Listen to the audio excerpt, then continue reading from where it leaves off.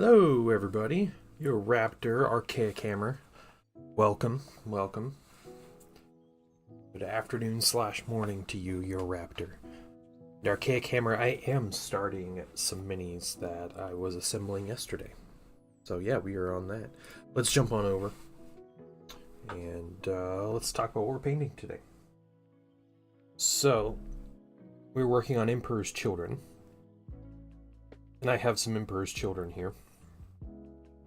This guy in particular is a Palatine blade that we're going to be working on. They have lots of detail on them, but we're going to work on those. We're going to look up, real quick, we're going to look up Games Workshop color scheme. We're going to look up James here.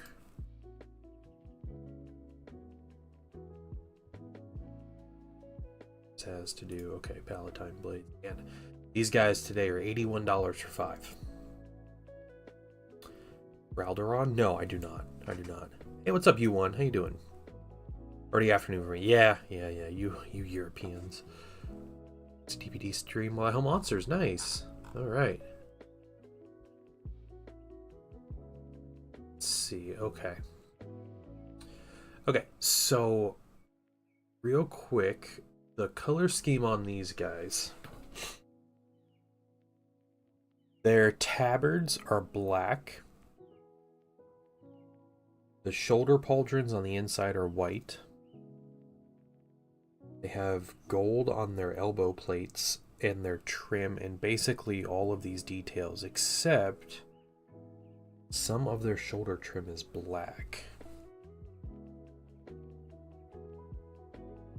Yeah, this has their shoulder trim is black, so I guess we'll stick their shoulder trim as black. Black, white, gold, and purple. Yeah, and that's about it. Rylonar. No. It's these are for commission. I have 10 Palatine blades. So 10 of these guys. I have this cool Legion command set. So I got this guy right here. And I have this banner bear. We're going to keep the banner purple, and then we are going to we're going to use some transfers. Big old banner transfer to make it look cool. So, too much Blood Angel stuff? Yeah, you paint those Imperialis minis. They look great. John Locke, what's going on, man? What is going on? Let's paint back. Put that paint back. Yeah, we finished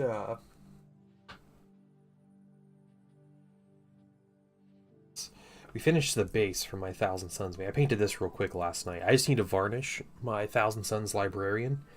Glue him to the base, glue his cape on, and then do some weathering. And he's done. That's this guy right here.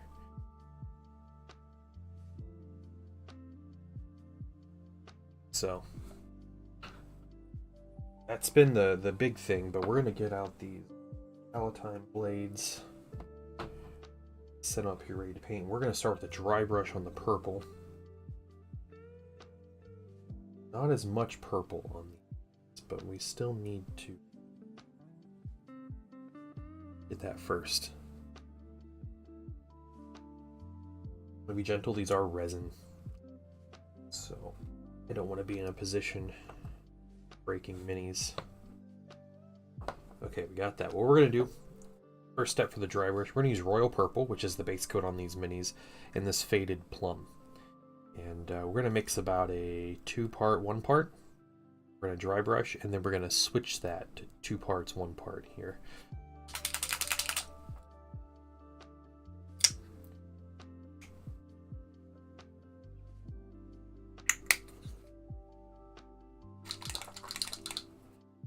Yep, they are very purple.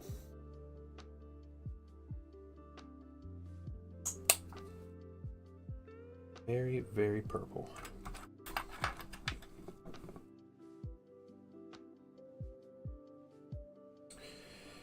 And we're going to use a smaller brush to mix. Hey, Velreth, what's going on?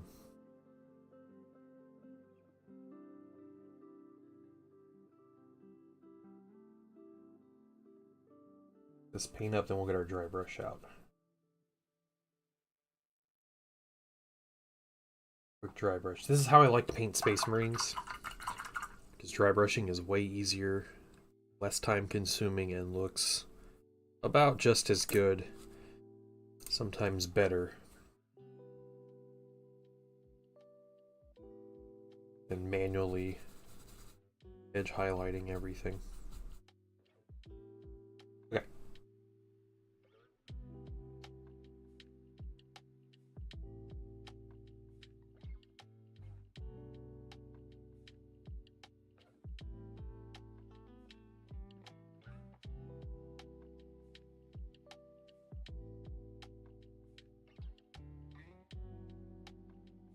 These guys have a lot of gold details and other colors, so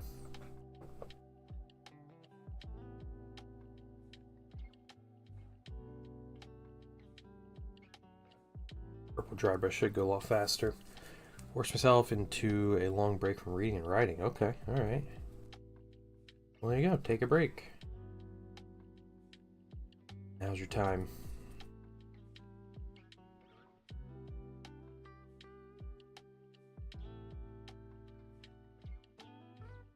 Shoulders.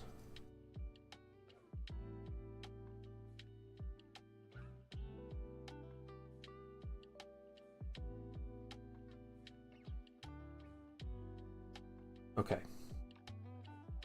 Easy. Subtle difference. Keep that up.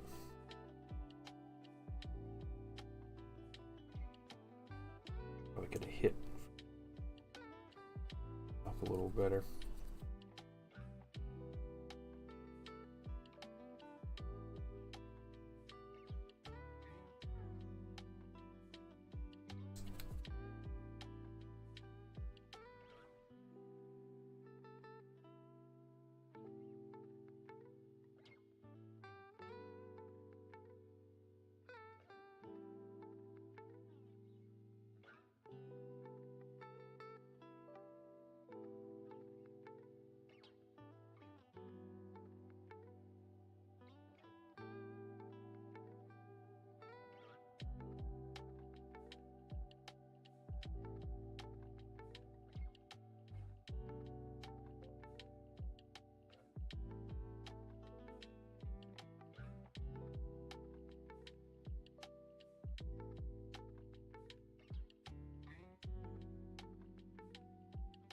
It'll be subtle differences at first with the dry brush, and we're going to go through, we'll do that highlight dry brush to capture things. Maybe I'll do a pure faded plum dry brush.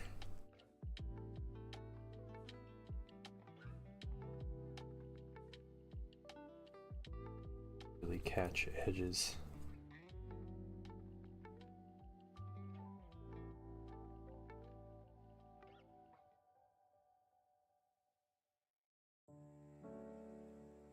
Yeah, we're hanging out painting these guys today. Hey, T-Slayer, what's going on?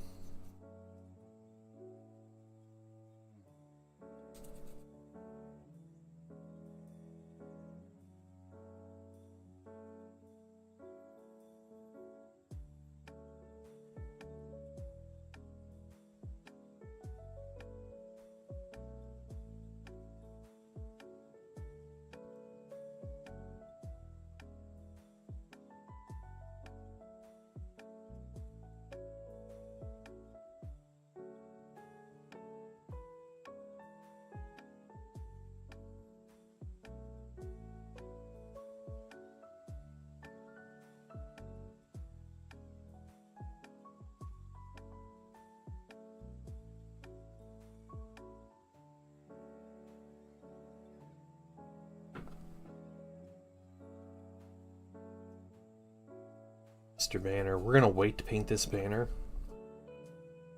Hey, Celio Hogang, welcome. How are you doing? Welcome to the stream.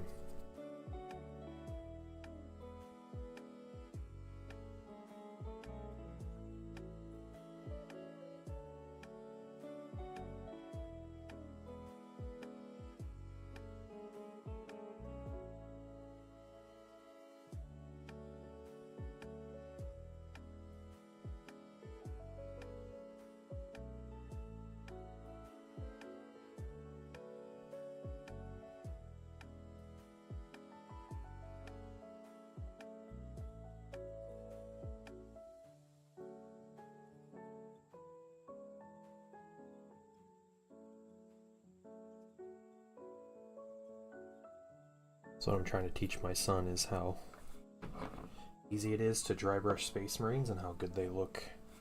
That I'm a little hungry. I'm a little jealous.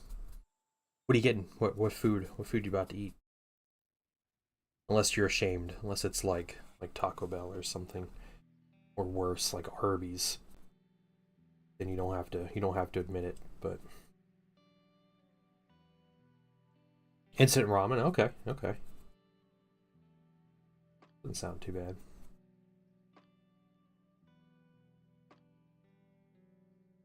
I meal prep for myself every week, or I try to do it every week. So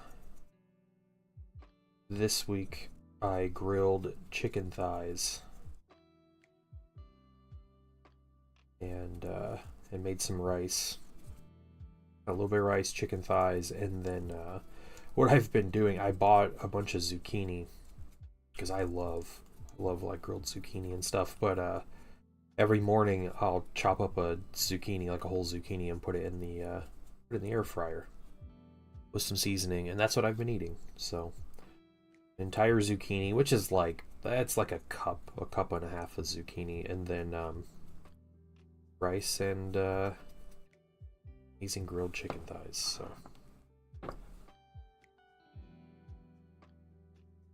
pretty easy to make,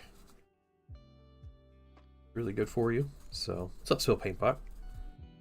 Grilled chicken with me won't survive the day. Yeah, I grilled like, what was it, like 3 pounds of chicken, and yeah, it was a straw. I grilled it after I ate dinner on, like, was that Monday?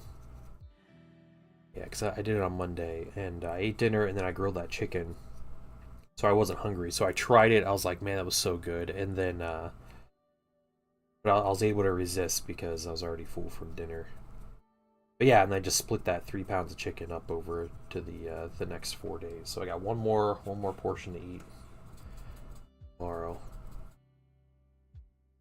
Stayed up way too late trying to finish. What mini were you finishing? What were you working on?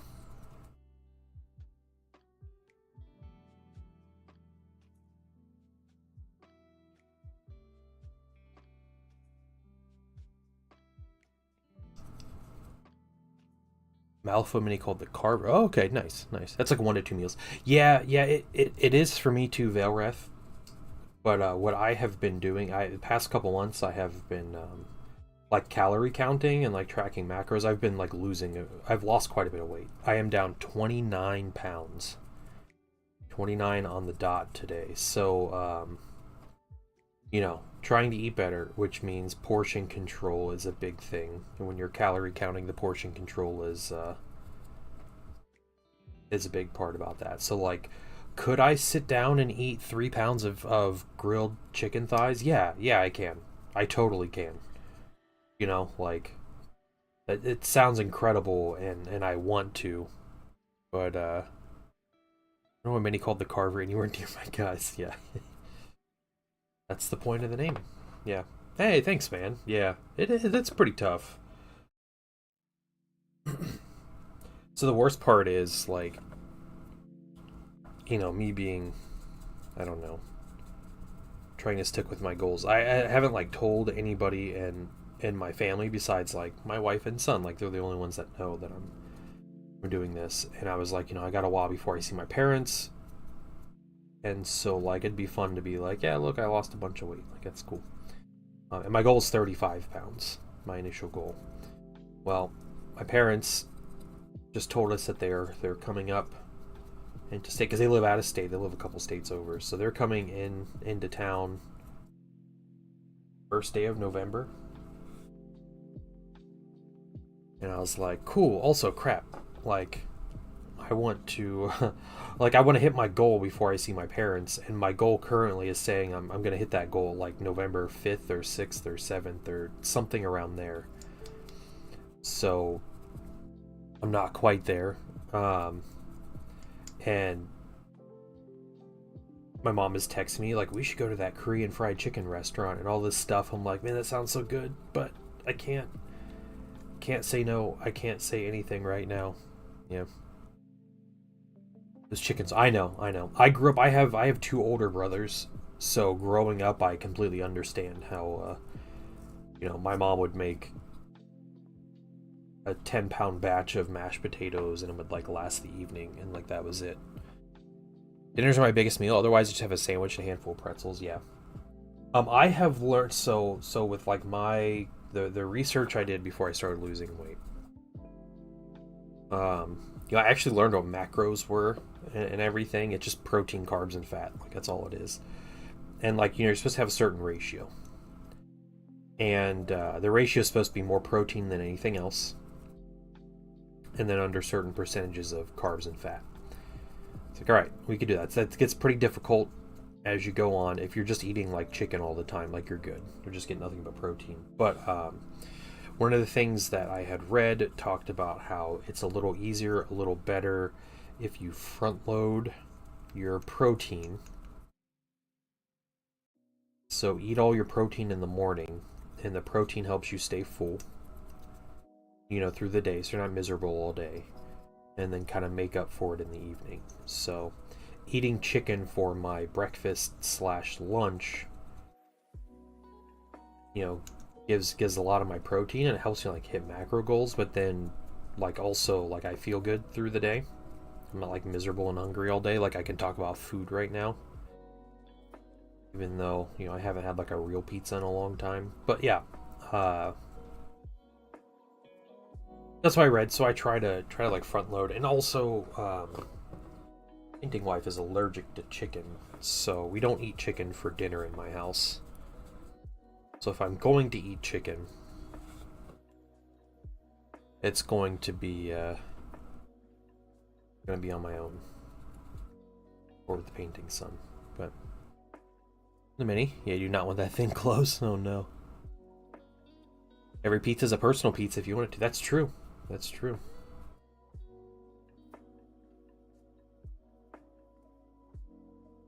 Hey, Gosu, what's up, man?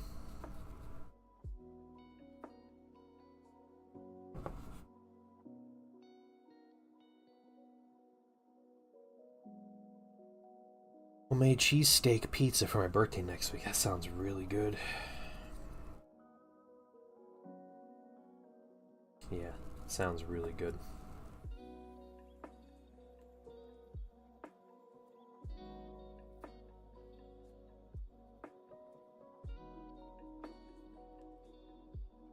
Finished building the last bit of the Hivestorm box. Cool. What do you got left to build?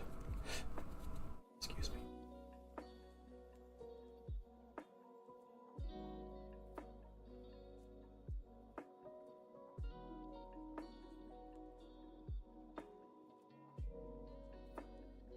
Isn't it funny how all food is public domain? Imagine copyrighted food. McDonald's would like a word. Pretty sure they've tried.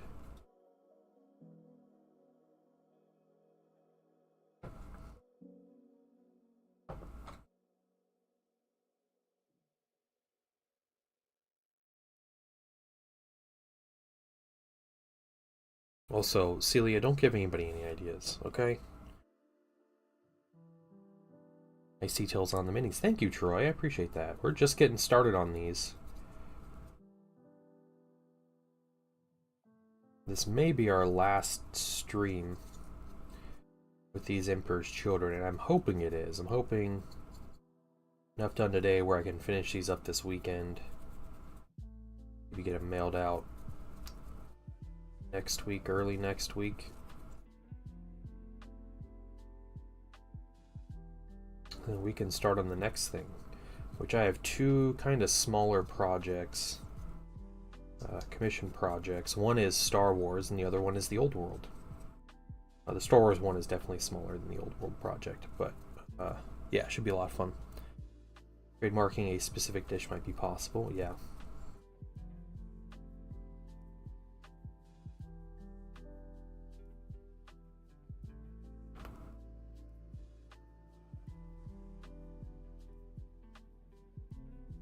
I'm gonna save the best for last. The sentry turret? Yeah, the sentry turret's adorable. Yeah.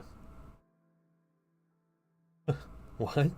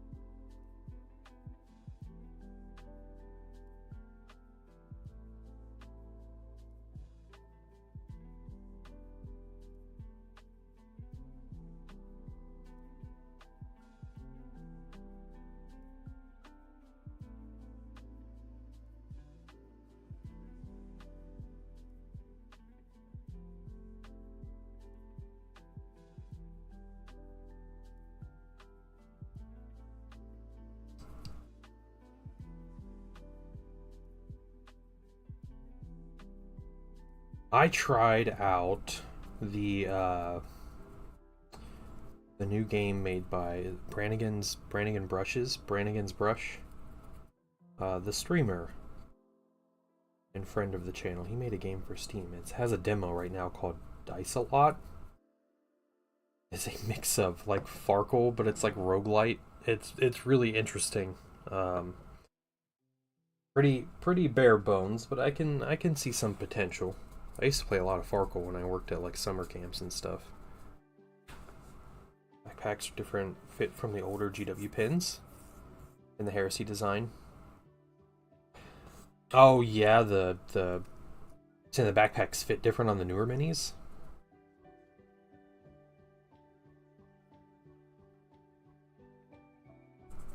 I have not tried to combine them, so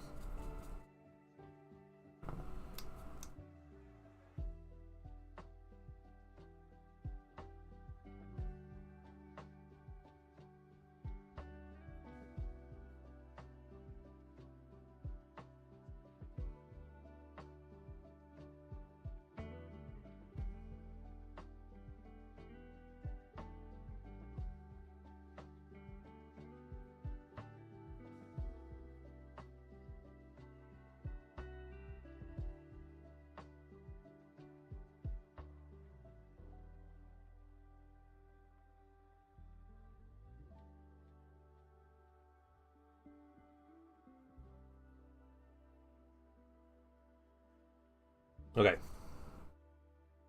So this color is dry brushed on. We're gonna get some pure faded plum.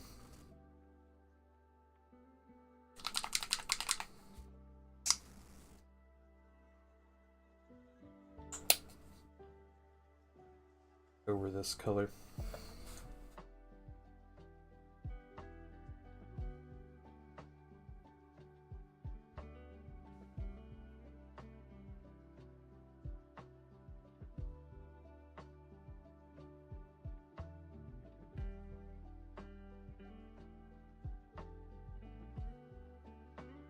Very lightly.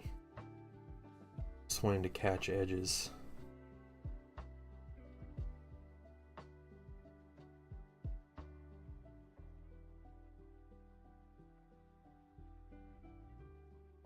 Do you use any inks when you paint? Not often. I own a couple inks.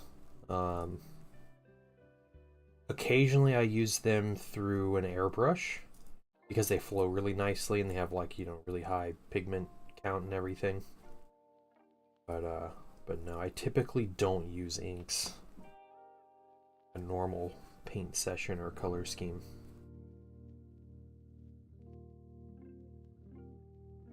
Aztec 3D resin prints for Death Company Metal Jump Troops.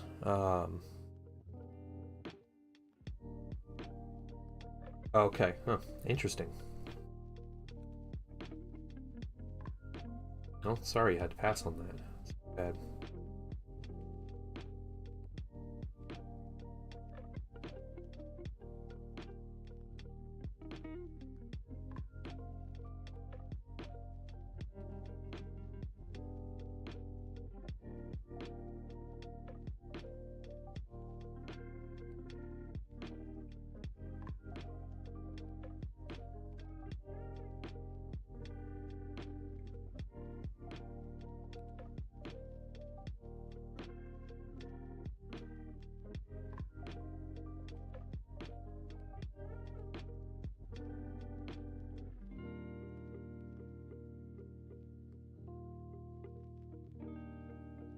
A lot of gold detail on these minis. I think I'm gonna paint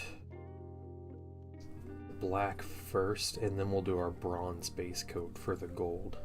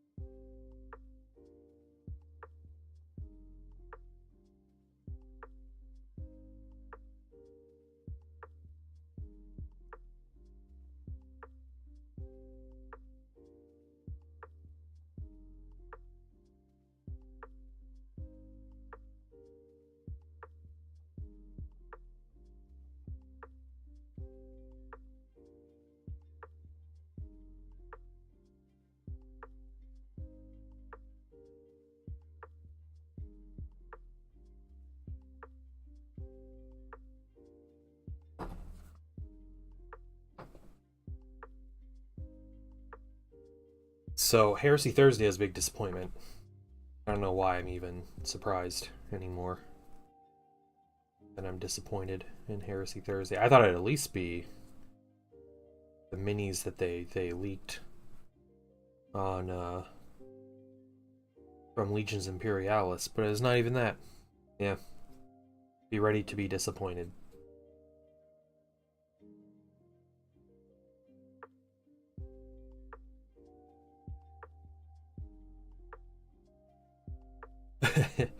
Yeah, it's the Auxilia Heraldry.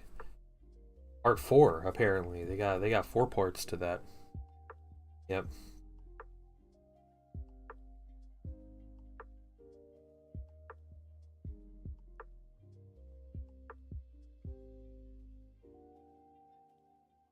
I think they make up those articles when they have nothing else to show. Yeah. Listen, they're already selling enough Solar Auxilia, okay? Everybody and their mother has a Solar Auxilia army at this point. Heresy. Hard to find anything in stock for them at my local store. They keep selling immediately.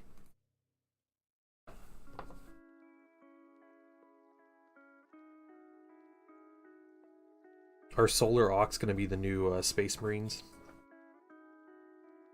The, Ultramarines of the Horus Heresy setting. So, I mean, you have to, yeah. I already have my color scheme. I don't need 3 more articles.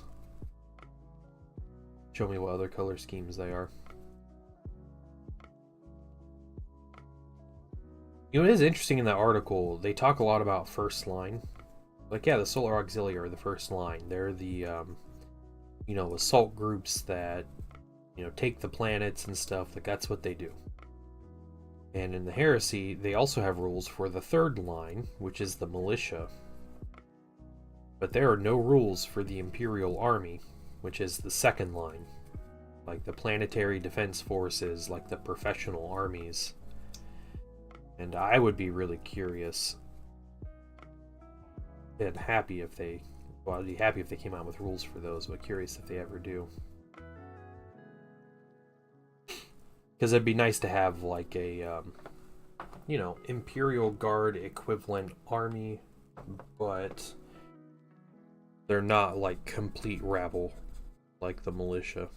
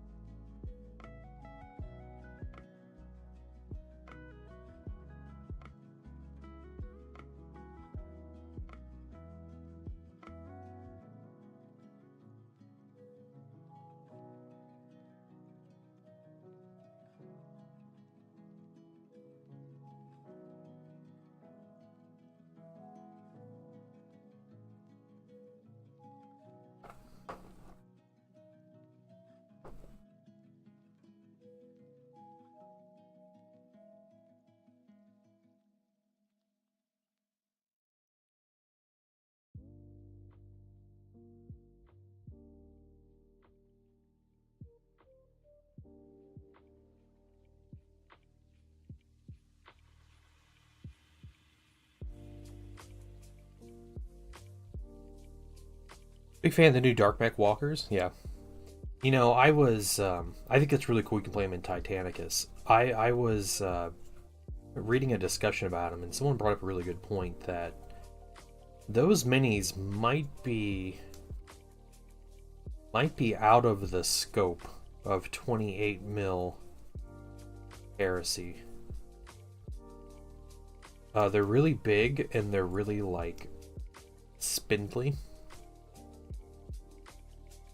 So there's honestly a chance that those are not like seething bagel. Okay, you're fighting a bagel right now? Having trouble? But yeah, Yeah, I saw some discussion that the big walkers, the big like spider walker things. There's a chance they won't make it to regular Heresy.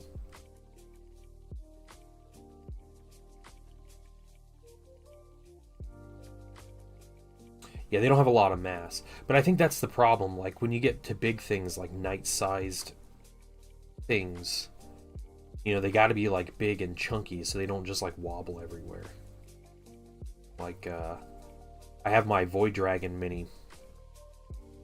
Yeah, the base has got to be insanely huge for that thing. If they put it on a base, I'd imagine they put it on a base. Basil juice, okay.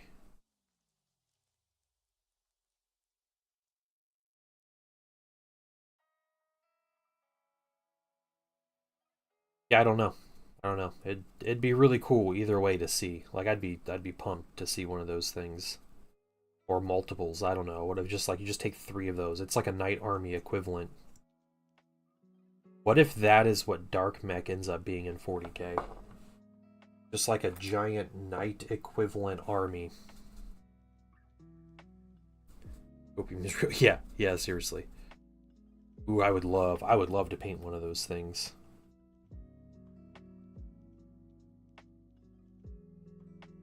Okay.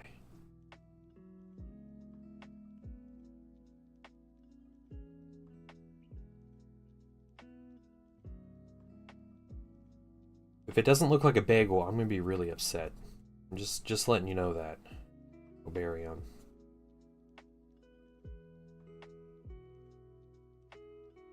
I got my hopes up for a bagel with like an angry face on it.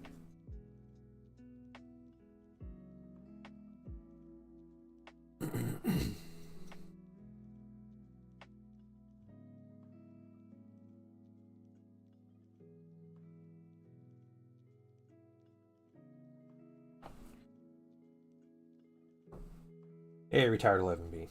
It's not a bagel. Well, I'm already upset. No, no, it's too late. Too late, man.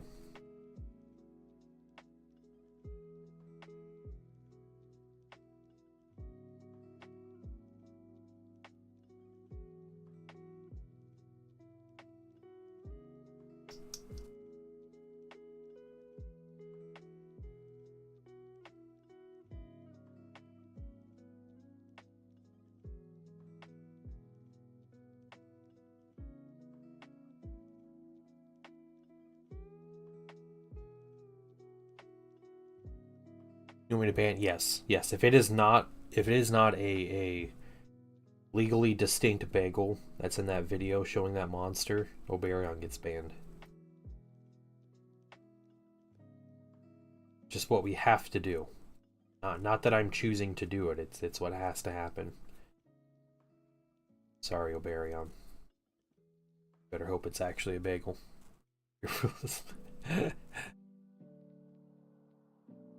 The boomer style monster. Oh no. Very bagel. I know, I read it as boomer at first. I was like, wait a minute. I can imagine a lot of boomer style monsters. I feel like I know some in my life, but usually more narcissistic than I imagine a bagel would be. Like a bagel would be pretty loving.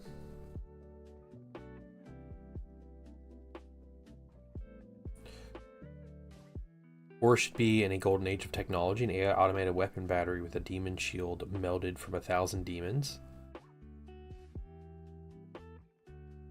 For every count turns to a demon. Interesting. Okay. Huh. Yeah, it'll be fun to see how the Dark Mechanicum come into their own as like a miniature line. Because you're getting like the truly like Mechanicum already had like super wacky stuff.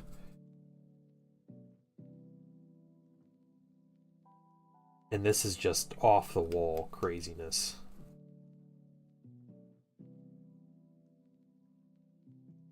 Appearance, just the front, a la everything bagel.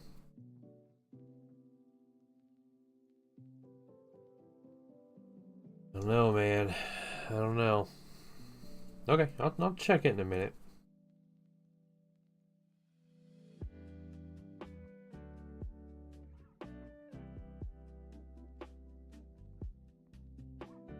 Just a little bit.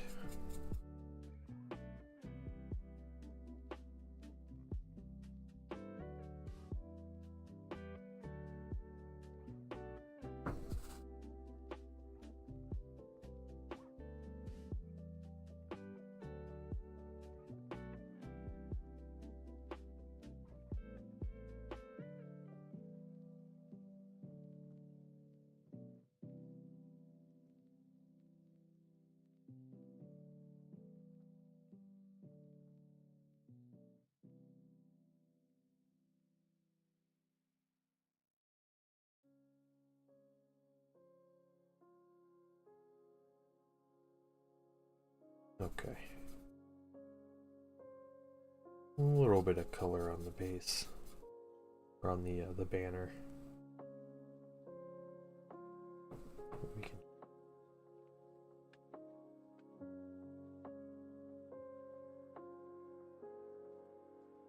If they're going to, no, they won't. They'll never use the 2nd or 11th Legion. Those are just gonna stay a mystery.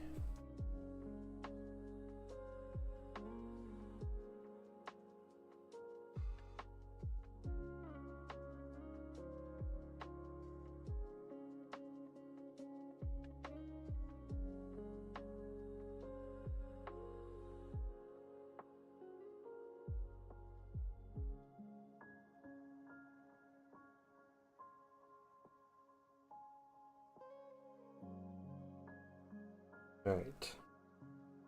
Just a little bit of work on that banner. Blueberries are the 13th Legion.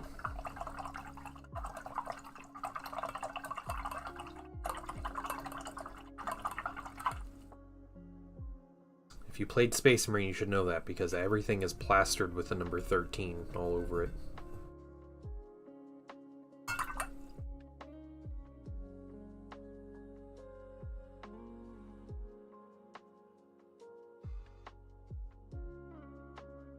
Okay, next, let's see, what's this I'm watching? Oh my goodness, get that out of here. No, turn it off. Can you guys hear that? Oh no, because I have the desktop audio off. Hehehe. It's so loud.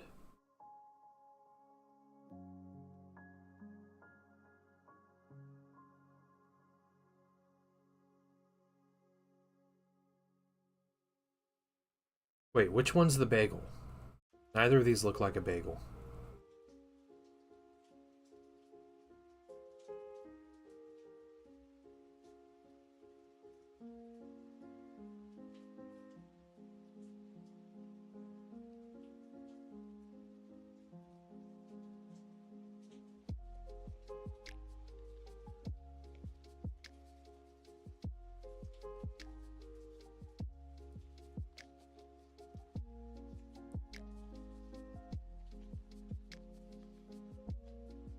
Oh, it's like a dragon. That's not a bagel. That's not a bagel.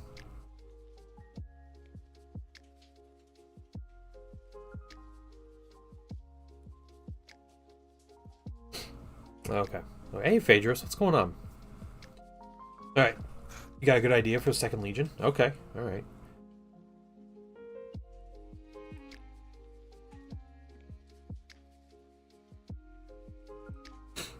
Very fall, like no transistor. I'd be guessing, at least no MP issues.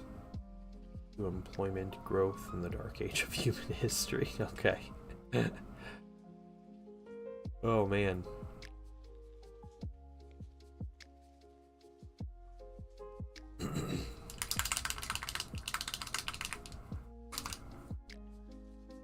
Spoken squad. Okay, alright. Yeah, a little bit of barium.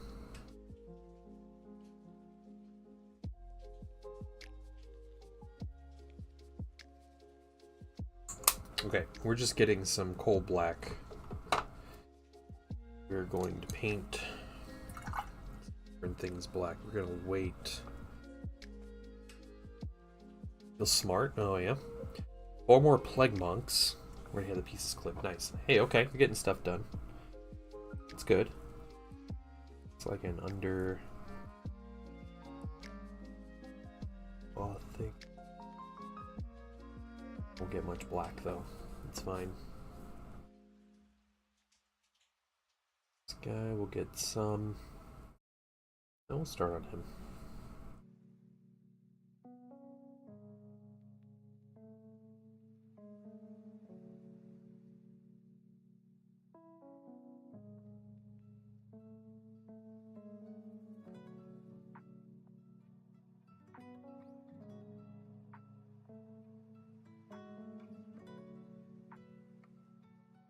With a way to paint volumes in Blender 3D using a grease pencil painting tool. Okay, nice. I understood about half the words in that sentence, but cool. It sounds like a good thing.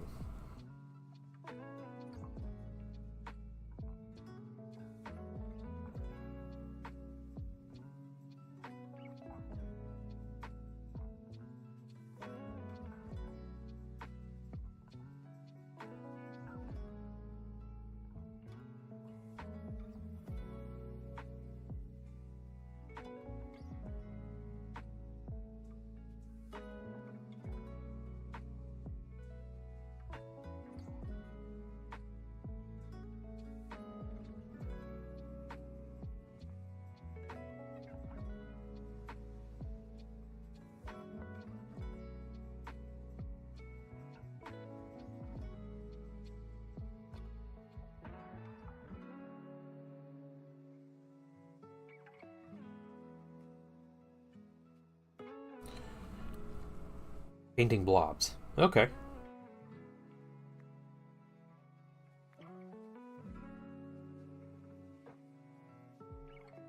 I'm assuming that's really helpful, I'm sure. Learning how to do different things is probably always helpful. I think that is it for the black on this mini. You know what, we come back to this guy.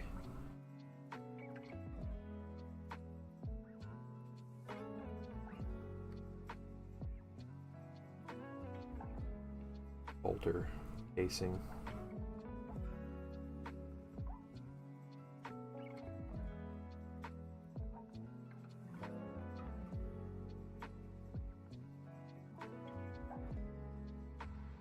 Stay on target.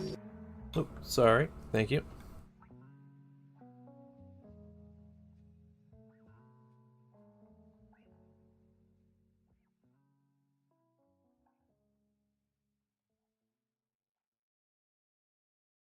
I think Sunday I'm going to continue the dragon. Continue painting our dragon.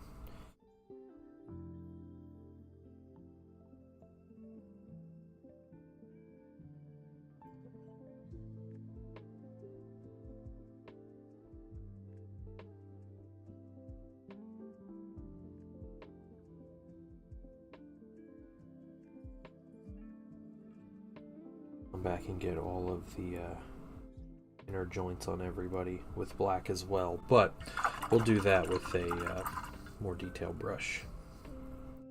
Okay, set you guys aside.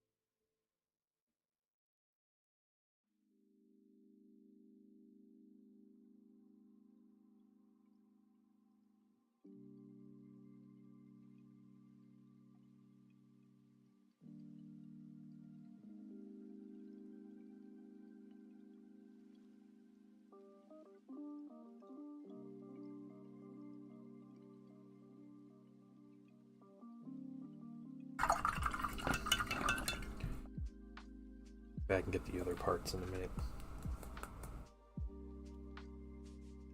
Work our way through in stages.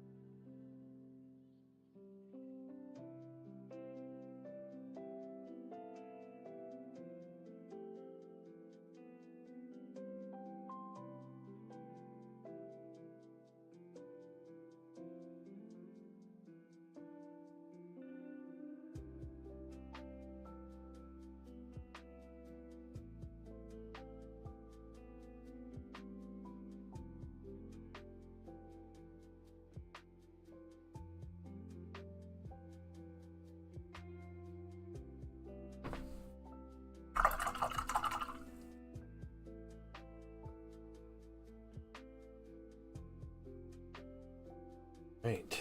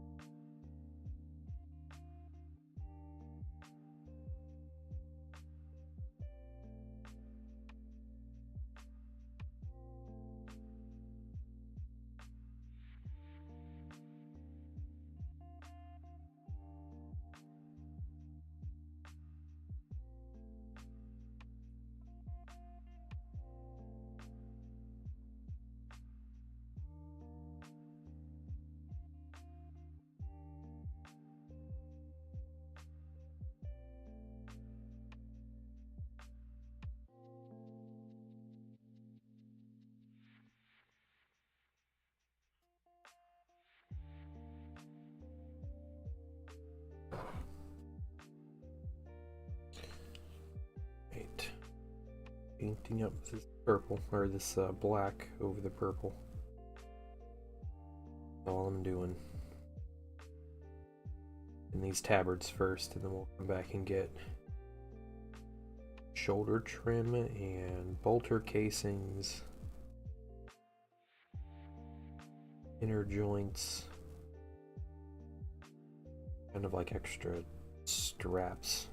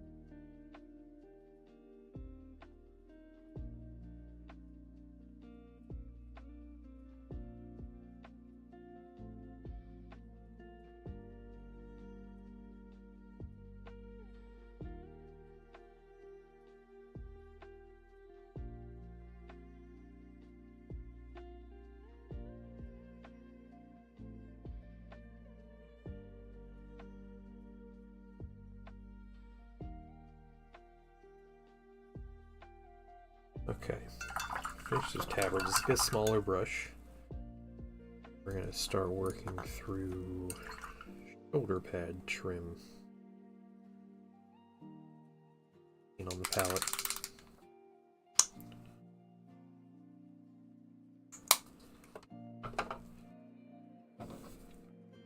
Black shoulder trim.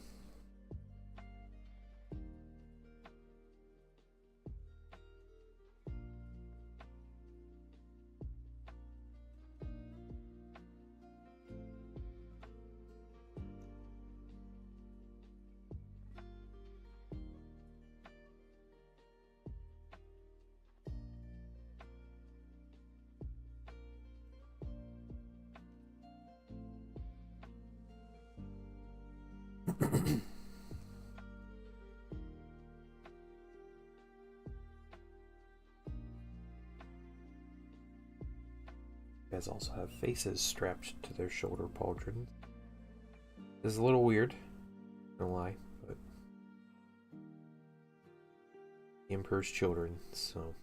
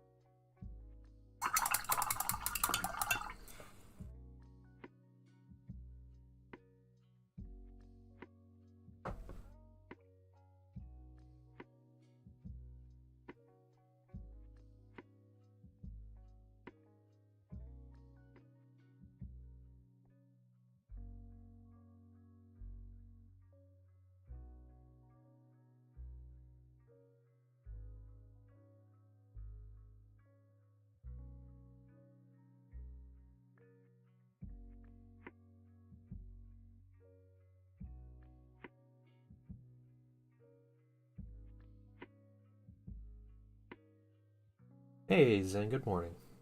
How you doing, dude?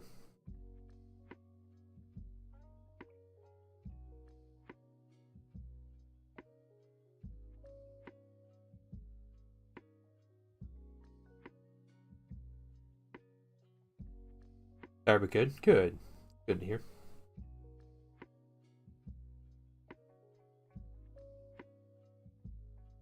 What's the plan for tomorrow? Fill in paint? No pistol. Cool. I will probably be assembling militia or painting these guys. I got bases in, so that's good.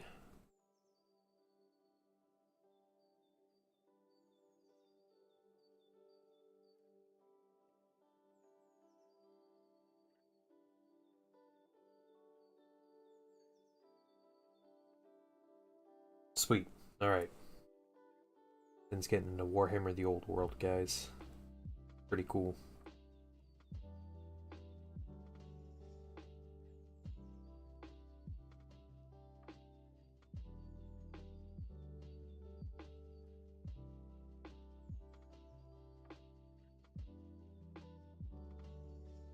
Do you ever get your replacement airbrush? You ever get that stuff settled?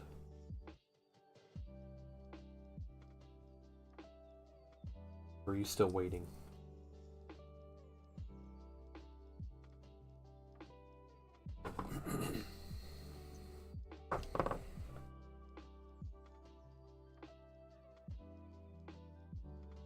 You're apparently doing an ultra chill stream today.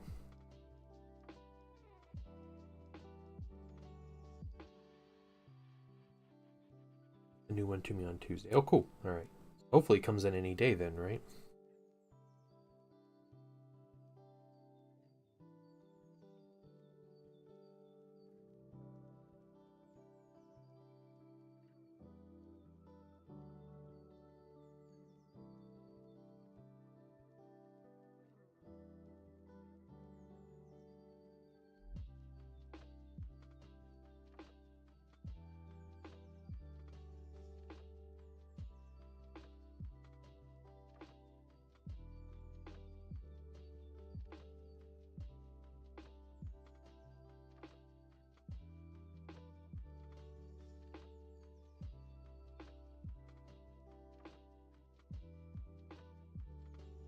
Cool.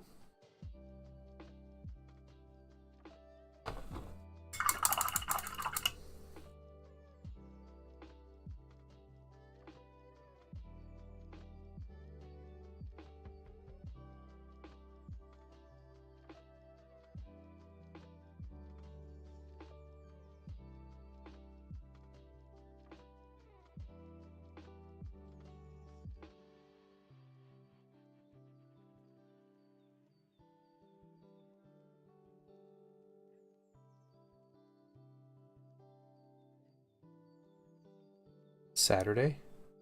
Even though it's here? Oh, okay. Yeah, it'll probably be sooner. It's already in the city. Whatever. Town.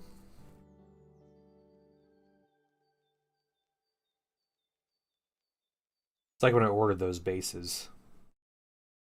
They ship them from China and they're like, no, it's on a plane. It arrived in Chicago. It was scanned in at Chicago, and the next morning it's delivered. Okay. I don't live in Chicago. But alright.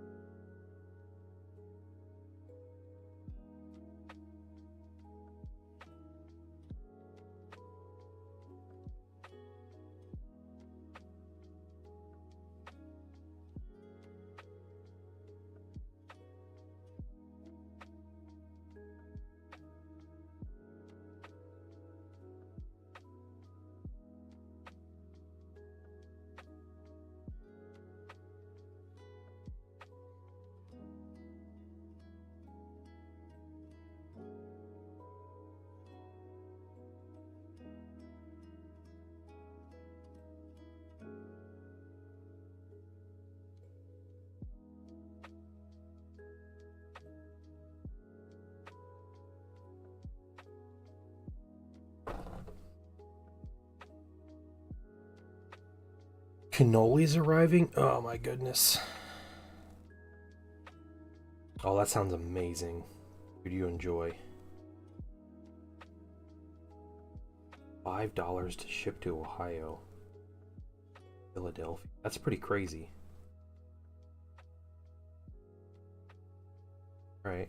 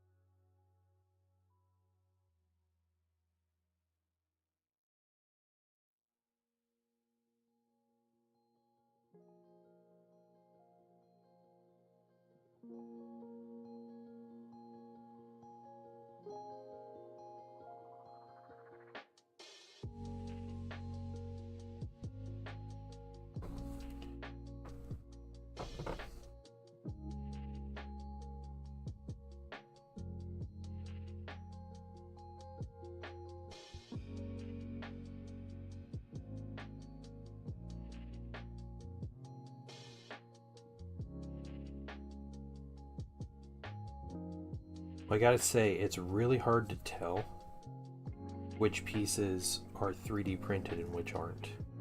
Any that I replaced pieces. So I'm pretty happy about that.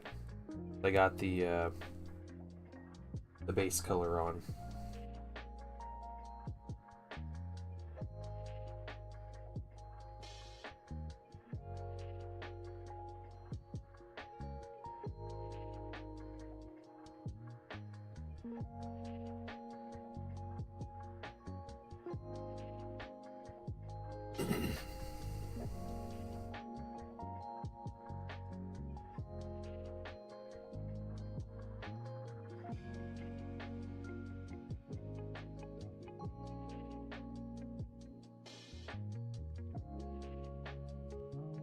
Get some 3D printed ore quartz to my base for my world eaters. Say I found some purple orcs. Nice. I got bare feet. Welcome. That's a cool idea, though. I painted purple orcs for someone once. It was a commando squad. First of all, let me take just a moment to thank you for allowing me back into your home. Hey, and thanks for the follow. Yeah, I was assembling some of these minis, and it turned out that I was missing a couple pieces, like an arm and a shoulder pauldron. So I 3D printed replacement pieces from my treasure trove of legally distinct proxy items.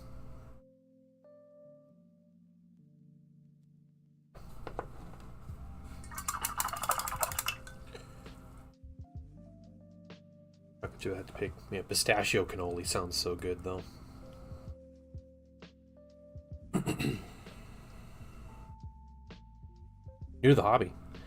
You see, I want to tell people I choose to deal with chaos trim for my first army. Yeah, it's a new player thing. Honestly, that's what my experience. I think we meet a new player every day I stream. There's someone new to the hobby coming in, and I swear it's most new players are like, yeah, I picked army, you know, this army that's extremely difficult to paint, like Thousand Suns or Death Guard or Imperial Fist or yeah, any kind of chaos really. World Eaters in particular, pretty complicated to paint, but it's just, yeah. Sounds like World Eaters, right? Did he say World Eaters? Yeah, he's got World Eaters. I painted a World Eaters army earlier this year for somebody. It was pretty fun. Very time consuming. A lot of crazy details on those minis. They're definitely like over detailed, in my opinion, but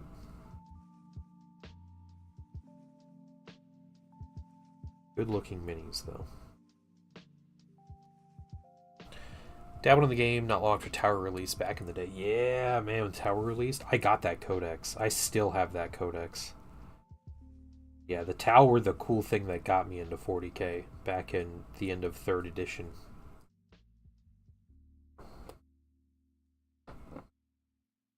Shout out to me for choosing brush paint yellow as my first mini painting project. Yeah.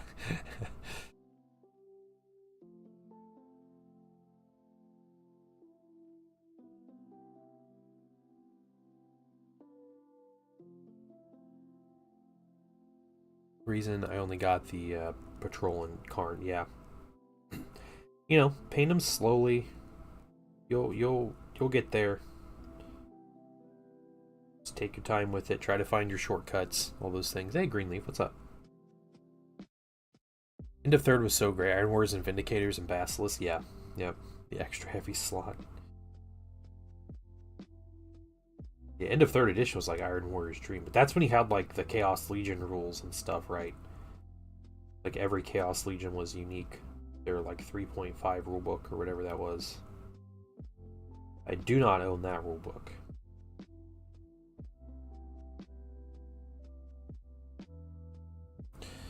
Hey, what though? Kind of taken aback at how absolutely supportive and encouraging the community's been. Yeah, that's awesome. Glad to hear that. You know, there are duds in every community, but yeah, the especially I think the Twitch community around like Warhammer And mini painting has always been super friendly, in my experience. I have been streaming for years, and I can count on one hand the amount of like negative experiences I've had.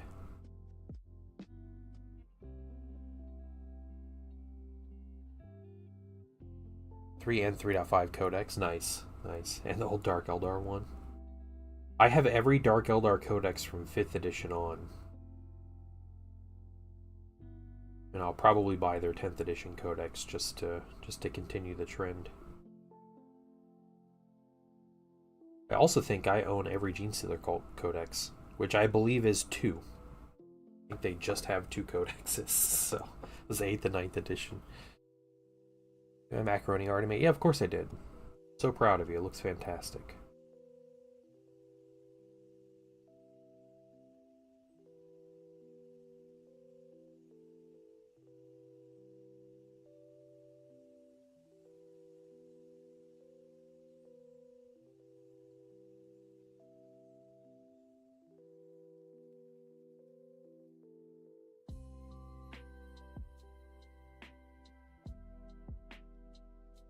Almost it was Space Boys. Spaceballs. You chose correctly. Spaceballs are garbage. They're lame. They're garbage. So good choice. Choice in the World Eaters.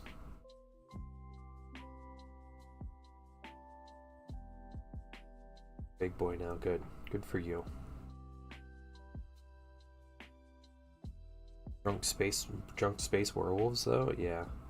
No, Space Wolves are just like the Mary Sue of Warhammer more than anybody else. I think it's Space Wolves. They get away with everything. Like, GW refuses to let Space Wolves lose.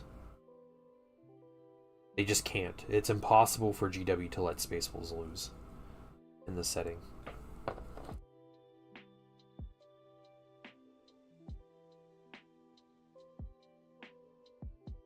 Pretty incredible, honestly.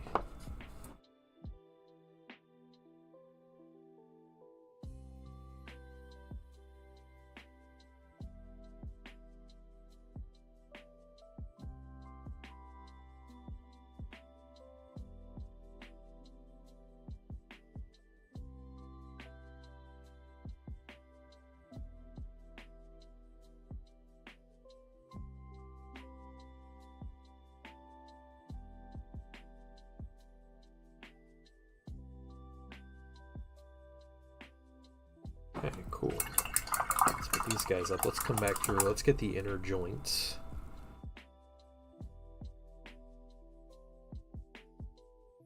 Oh.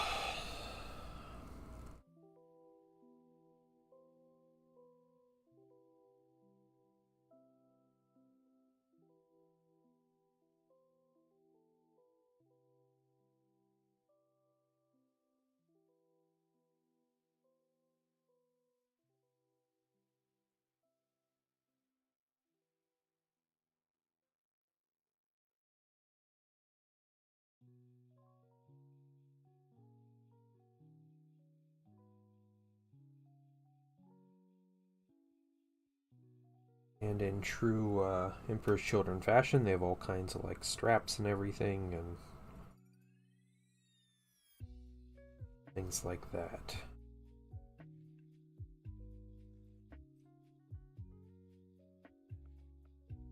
I can get those. Haircut today? Good control, yeah. Nice. Probably get my haircut on Monday.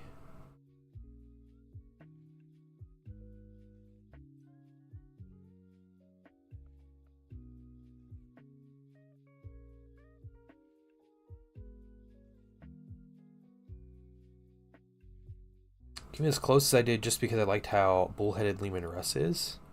Angry Ronald takes the cake for my favorite primer. Yeah. Said man. Angron has an interesting story and like a good tragedy. Lehman Russ is like, this guy's an idiot. And again, GW refuses to let them lose. Ever. So that's it. Like that's their whole story. And then there's like Lehman Russ has sadness, so he leaves. give him an excuse not to be in the setting. It is fairly devastating for Angron, yeah. Yeah.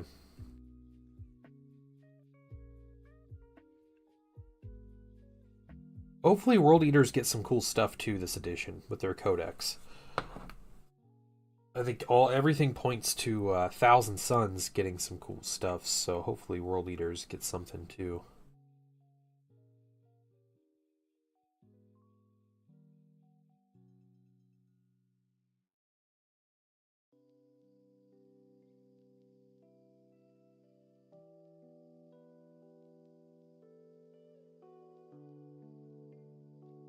Seeing the cool Chaos launches this year. Yeah, hopefully something good.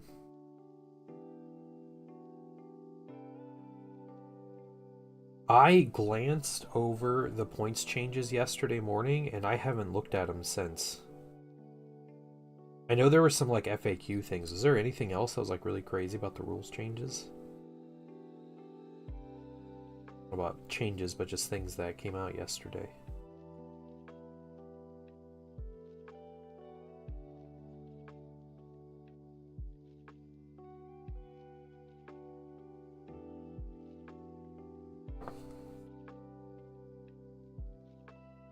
Backing the strange Grey's anatomy with the gene seeds? What?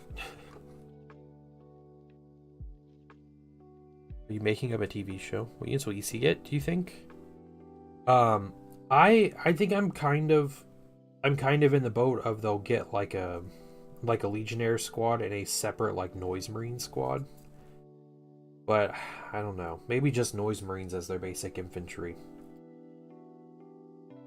And probably some elite unit. Probably a couple characters. And then Fulgrim. Lucius the Eternal will probably get a plastic mini. I don't think they're going to get much, though. I think it's going to be pretty bare bones. Classic Sonic Dreadnought. Man, new Dreadnoughts for the big Chaos, the big 4 Chaos Legions. Would be great.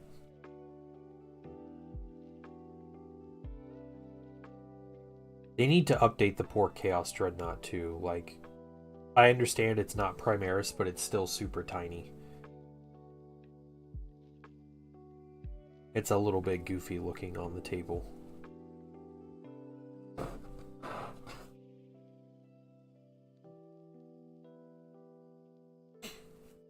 No, World Eaters did not get unique vehicle stuff. The closest thing to a vehicle they got was either Angron or the Lord Invocatus slash World Eater's Lord on Juggernaut. And that's about it. Lord Disco is in the Chaos Space Marine book. You're thinking of Lord Avocado. Yeah. Yeah, they're just, the Chaos Dreads, those poor minis.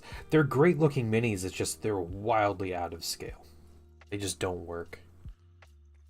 Yeah, the Disco Lord looks great.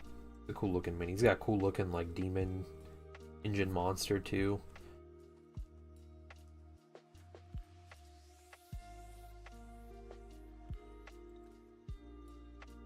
That was one of my big disappointments about the points changes yesterday was, like I have a bunch of random Space Marine units, and I think the only thing that got like a decent change, well, okay, Gilliman and then the Ballistus Dreadnought dropped a couple points. I don't even know how much that Ballistus, I think it dropped like 10 points. I don't think that's worth it to make that Dreadnought worth it, because it's just not very good. It just doesn't do much.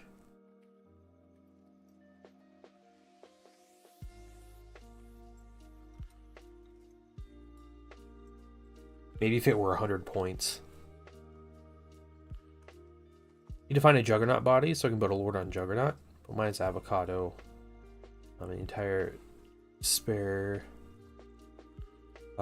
save. Sorry, the spare dude on the Juggernaut body. Oh, you saved the other stuff? Is that what you're saying? I just get the other mini. What's nice about that kit is it has a bunch of extra pieces. So what I did, Mr. Barefeet was, or Mrs. Barefeet, I don't know. Kind of a say out loud, but I took bits from that kit and I used the extra like head and the axe mister. Okay. And I put them on the Master of Executions, and I turned the Master of Executions into like a World Eater mini. So I gave him like the bunny ears helmet from the World Eater's Lord from that Juggernaut box. And I gave him a huge axe. I think the axe was actually from an 8-bound set. It was one of their like big chain axes, but I put that in his hand, and yeah, so I did some stuff like that to make him stand out, and I guess stand out from the normal mini, but blend in better with the army.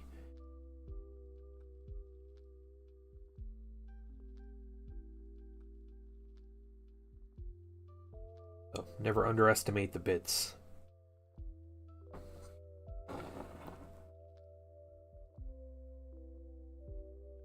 Wanting one of the Juggernaut armor panels to make a shield or something? Yeah, you could probably do that too.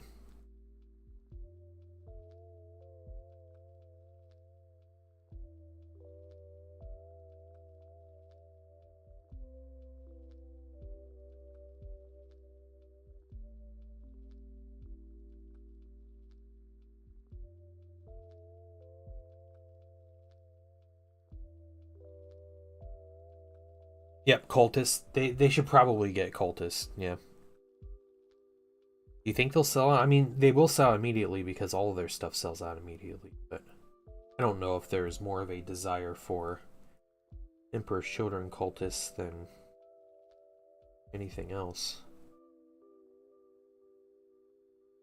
First of all, let me take just a moment to thank you for allowing me back into your home. Hey, we love Granat. Welcome.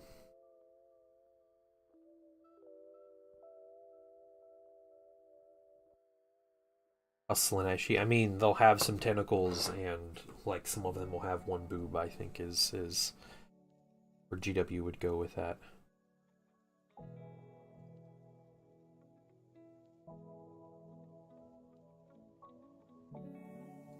Slanesh, yay!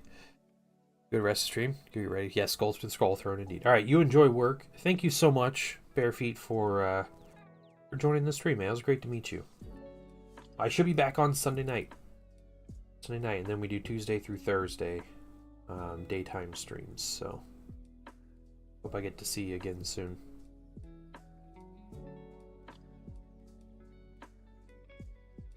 To stay sheet, tell them to buy the generics like everyone else. Yeah.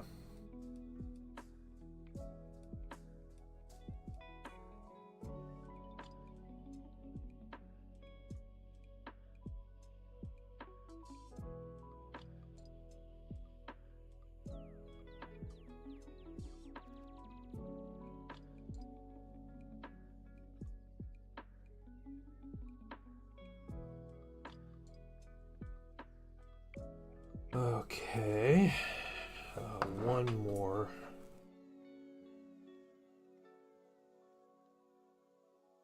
We need to go get all the tubes and some like leather.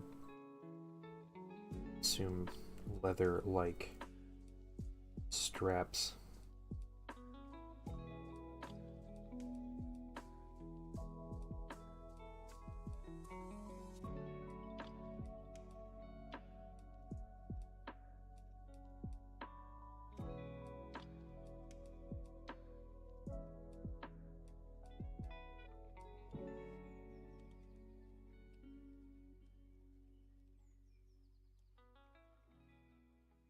Okay. 61 in my house right now. Oh, dang. Nice and cool. It's not as cold today as it was yesterday. Which is nice.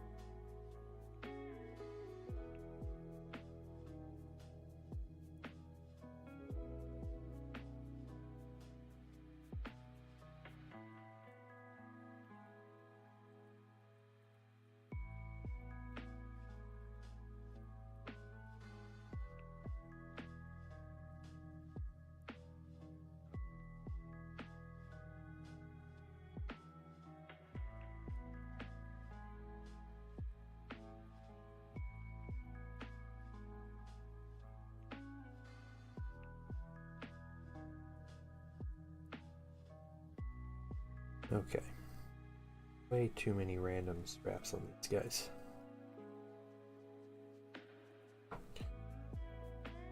These are Warhammer, well, they're not 40k, but yes, similar. These are for the Warhammer 30k or Horus Heresy game. So they are Space Marines. They are adjacent to Warhammer 40k figures, just a different game in the same setting. Welcome in, though. Joining on YouTube, Luca Meyer.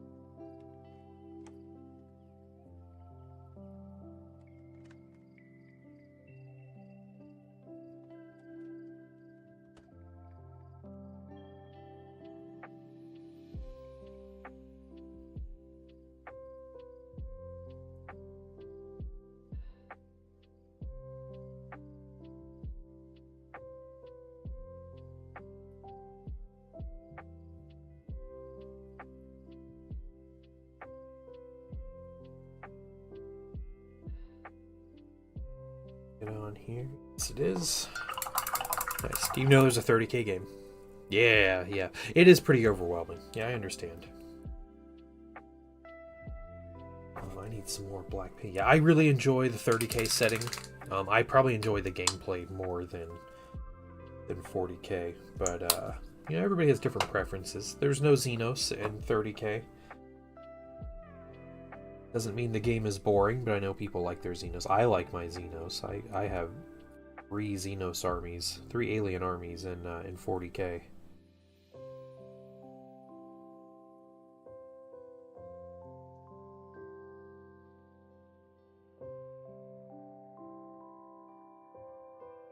Got your Cinderella box packed up.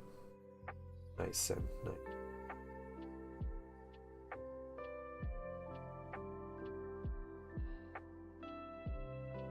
The legendary Cinderella box.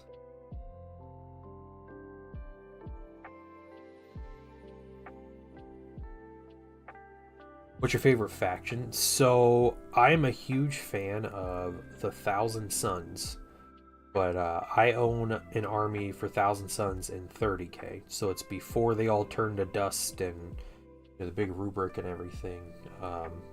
So they wore like red and gold armor. And I actually had a mini I finished painting yesterday. I have some finishing things I need to do on him because he's not like on his base or anything yet, but I'll show him to you in just a second. The Thousand Suns Librarian.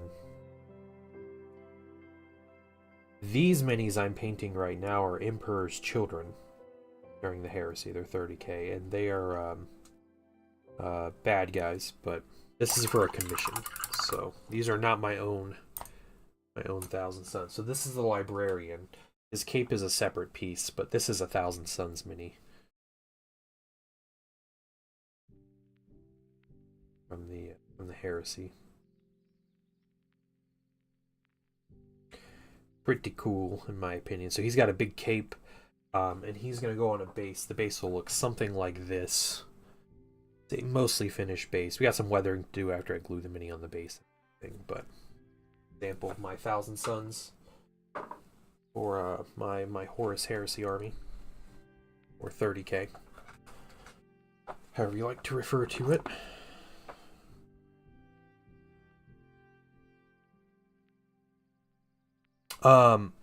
Yeah, so people have varying degrees of painted armies. I enjoy playing the games. I don't play nearly as much as I want, but I made a rule for myself, like a personal thing, where I don't play with unpainted minis. So if I want to use something for my armies, I make sure I paint them.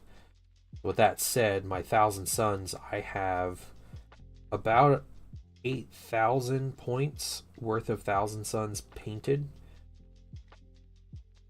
And for context, a full-size game of Horus Heresy or 30k is a 3,000 point game. So I have a good good size army painted, and I got another 2,000 points worth to paint up and finish and everything. So, but I'm always collecting for that army too. I'm always doing stuff to expand that army, just because I enjoy painting it and I enjoy collecting that army. It is by far my favorite army. But I own a lot of like 40k armies. I play a lot of different games also. Like I play Warhammer the Old World. I play Middle Earth strategy battle game, which is Lord of the Rings. I play some Star Wars games. So I have a lot of minis.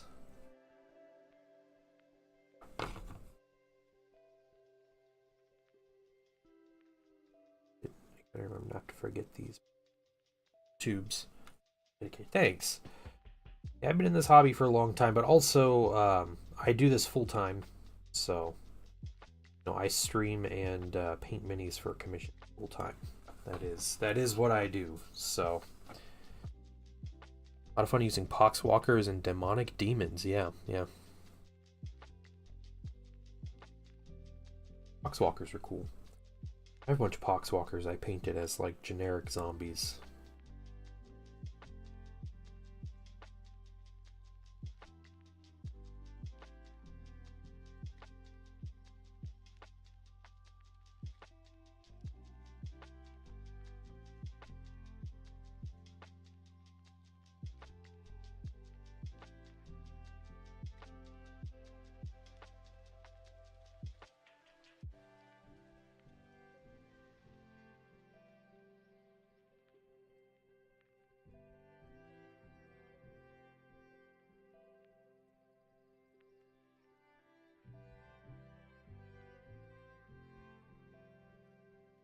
I have quite a few hobbies, but I play video games and PC games and some other things, but painting and tabletop wargaming are definitely the main thing I do. Old World Zombies. You're doing Vampire Lord? Yeah. Yep. I have 40 painted zombies for my Old World army. I would have no problem getting another 40 or so. 60 is the ideal number to have because that's the max unit size for zombies, and even if you just start with 20, you can raise a unit of 60, go up to their maximum unit size. So having 60 is good if you just want to, you know, cheap unit of zombies, because they're 3 points per model, and then just take a minute or two. First 2 turns of the game, you just raise a bunch of zombies.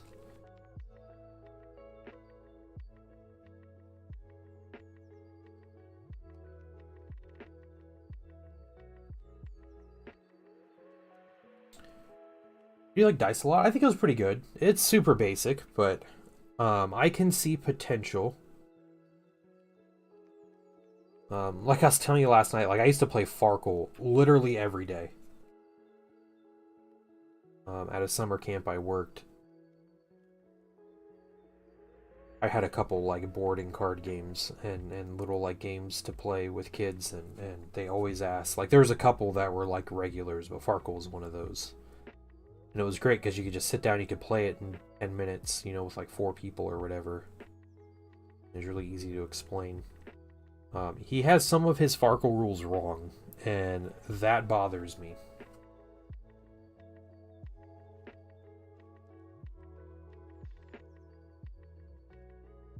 The most egregious one, in my opinion, is when you roll a triple 1, he's counting it as just, you know, 3 of whatever the number is.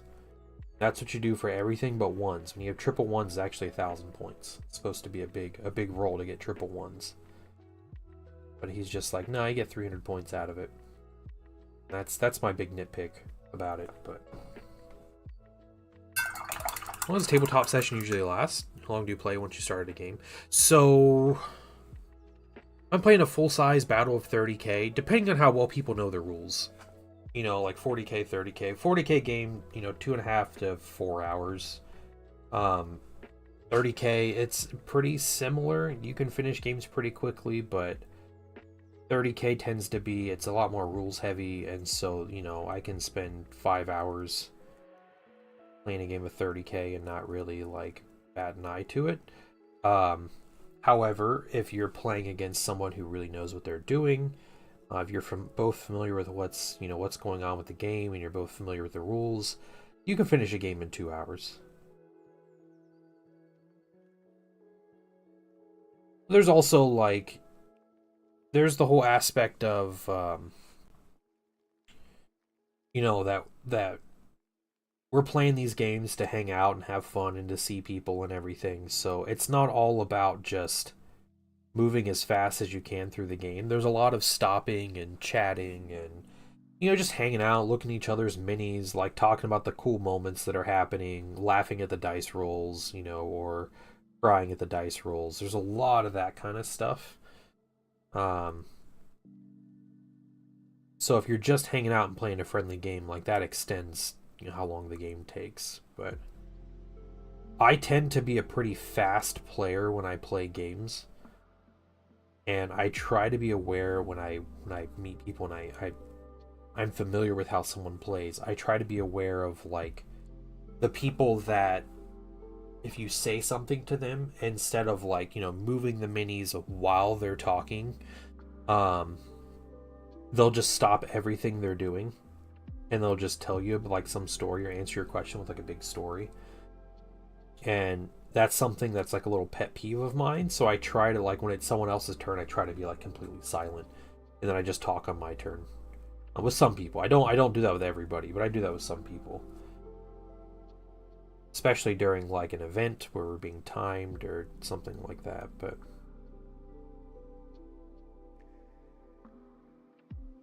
love to see a librarian raising skeletons or specters, Lord of the Rings, Evil Dead 3 style. Okay, yeah. I love Evil Dead. I love Army of Darkness. I've been wanting to watch Army of Darkness. It is that time of year. The movie was so good. Best, like, B-rated horror movie. Best B-rated movie, period. But, like, movie is quality. Quest Dice been bugging me. Bought Quest Dice before and after moving them on the top row, they disappear. Yeah, I accidentally did that too, and that made me really mad. I had a really good Quest Die, and I was like, you know, I'll just take this other little one, and I accidentally moved it in the spot, like, hovered it over, and it just swapped them out. Yeah, the game is very bare bones.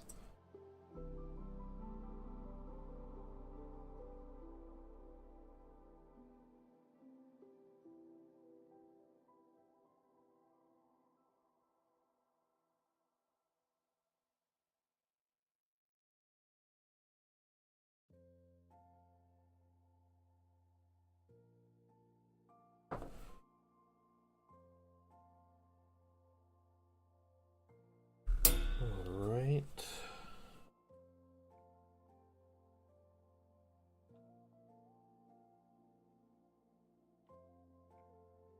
Yeah, I think he's very upfront about, you know, the game's very much a work in progress. He said it's been about 6 months he's been working on it, and there's still a lot to do. So, you know, I'm not holding a lot against him just because it's, you know, it just seems kind of like a passion project thing, and or like an idea, I guess, he decided to run with. And it's still really early for the game, so. Crimson Glow Valstrax down. I don't know what that is.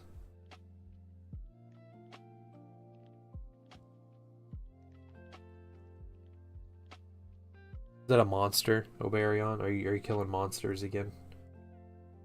Yeah, those monsters probably have families, dude.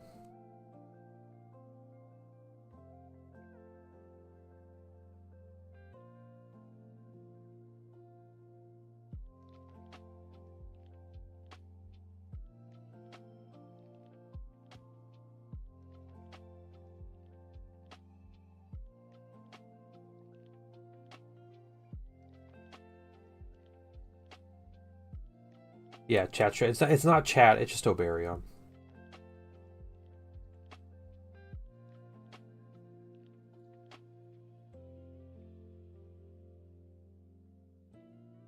Trying to mold me into his twin or something. System elements and wilds. Okay.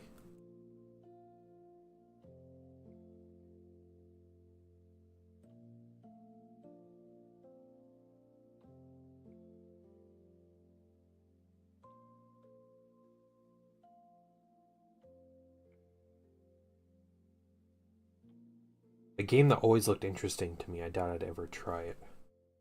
Always looked really cool to me is it Hunt? The Showdown, I think is what the game's called. It's like the Western kind of themed horror game that's like a competition of trying to find and kill a monster, like a mystery monster. That game looks and just sounds like wild. Like everything about that game looks super cool. But it's not a game I would ever be good at. I'd probably never bother playing. Oh hey, I heard the Space Marine 2 update came out today. Extraction shooter. Yeah. Yeah, there's a YouTuber I watch. He does a lot of Total War stuff, and he's been doing a lot of like Space Marine and Darktide and Vermintide, but he plays Hunt the Showdown. And just like him diving into like how to play that game. And like showing off gameplay and everything. Like this game is just wild. Like whoever came up with this idea for a game, incredible.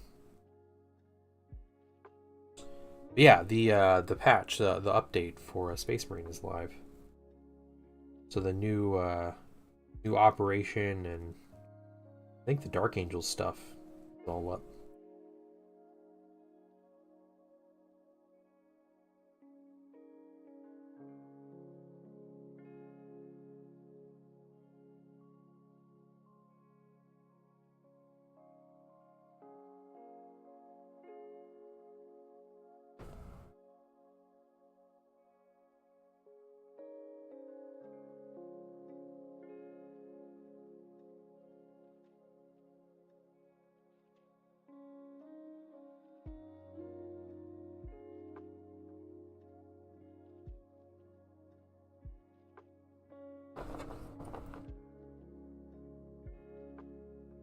Okay.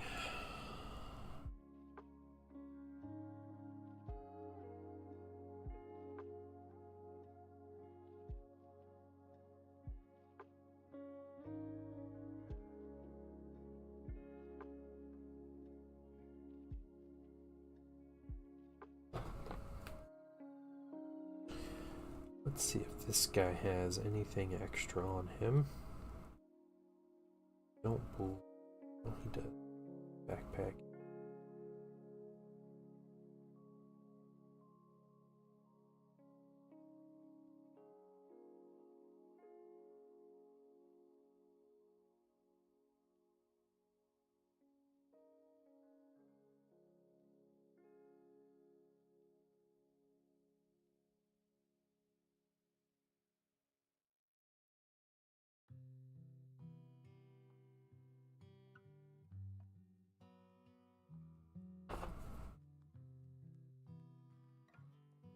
I watched people play Hunt here and on here. Okay, the amount of perks and gear options you have is incredible. Oh yeah.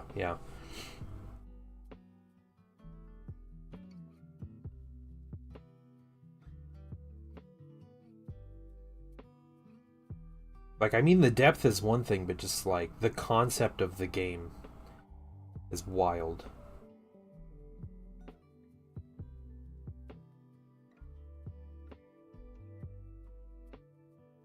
Just like everything that goes into it is really interesting. All right, this guy, I don't think you can really tell which pieces are 3D printed and which are part of the mini. Like if you're watching the stream, obviously you know. But like that, this mini turned out really well. Like that 3D print really saved the day.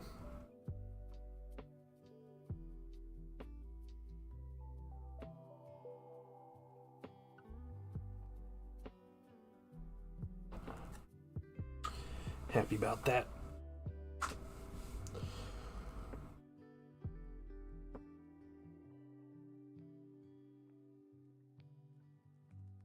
All right. Get a drink of water.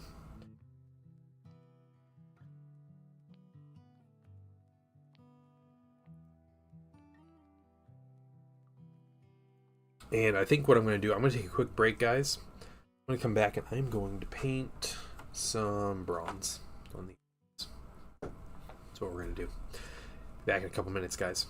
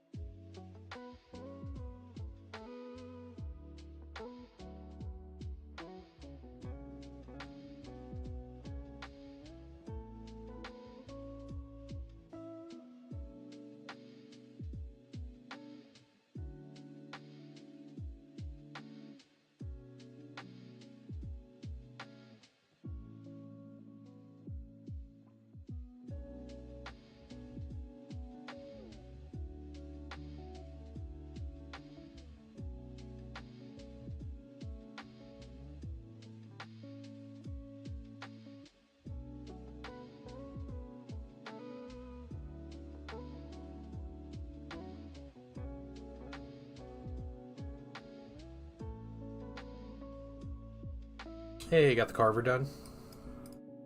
Let's see.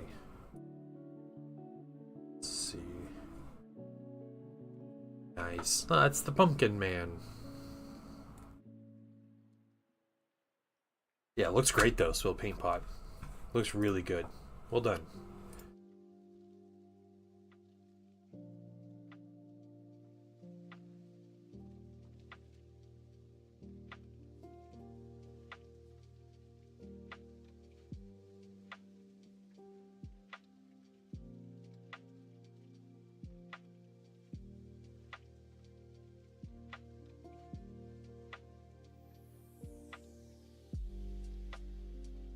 Alright.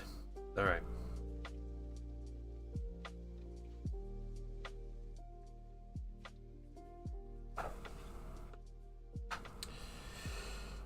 Oh, let's put some of this bronze down and we'll get started.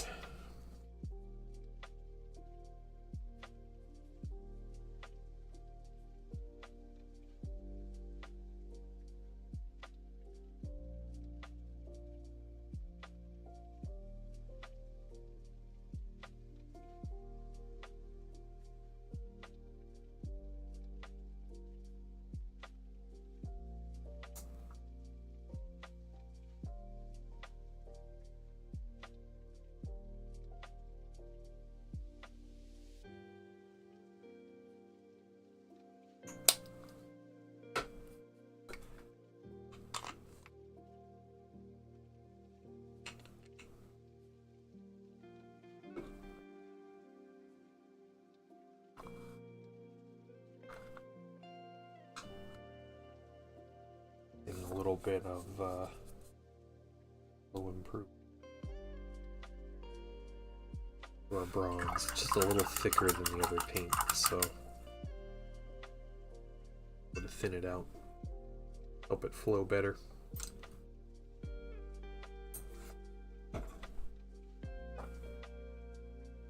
Hey Kai, what's going on?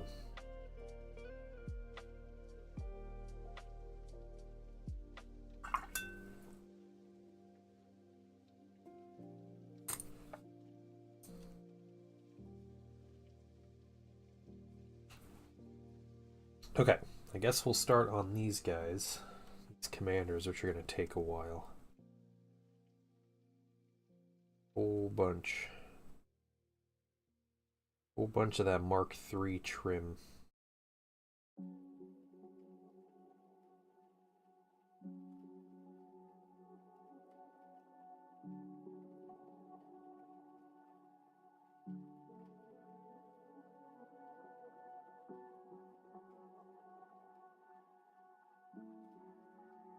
Hey, how goes the paint? It's going well. Yeah, I finished up the black, just starting on the bronze.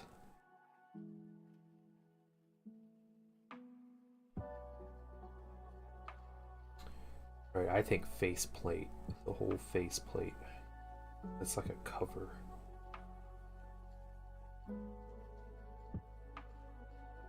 It has been a long time since I've painted a Mark III Space Marine.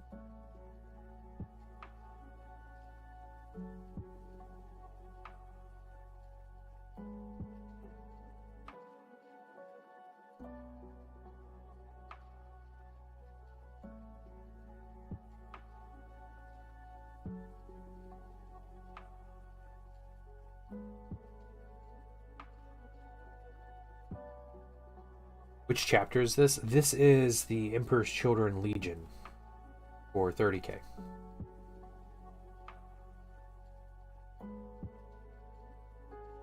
It's like the purple armor. Yeah.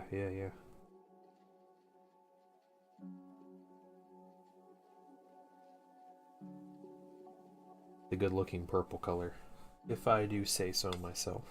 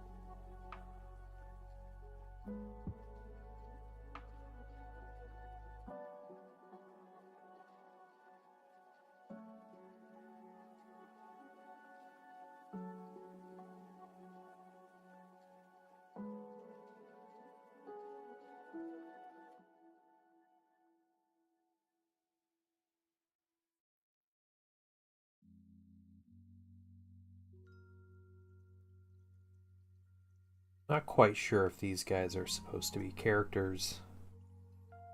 They're part of just a command squad. Is the name of the set is the Legion Command set. There's only 2 models in it. And, you know, the Banner Bearer would make sense that the Banner Bearer is part of a command squad.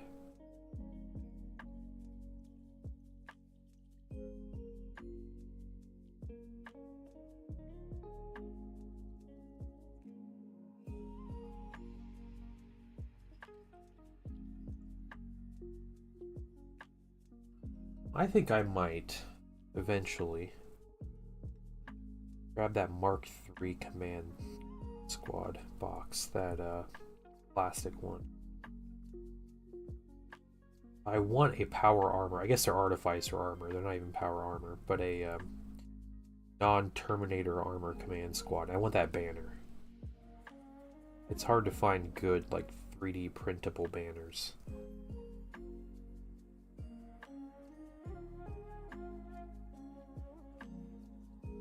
Or Aramon needs a good command squad. It's not too bad on the trim.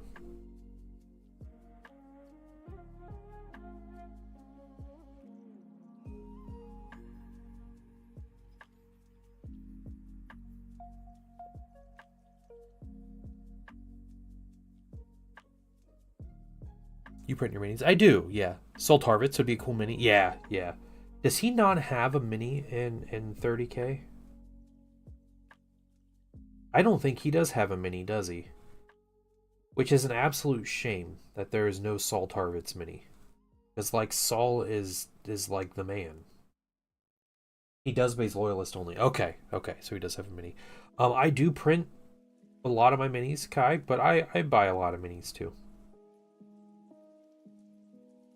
Normally, I print things that are either like out of print, out of production, or that are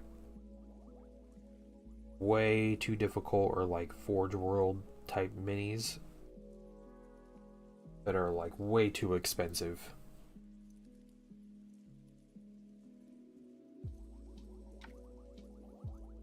Okay, that's a newer mini, isn't it?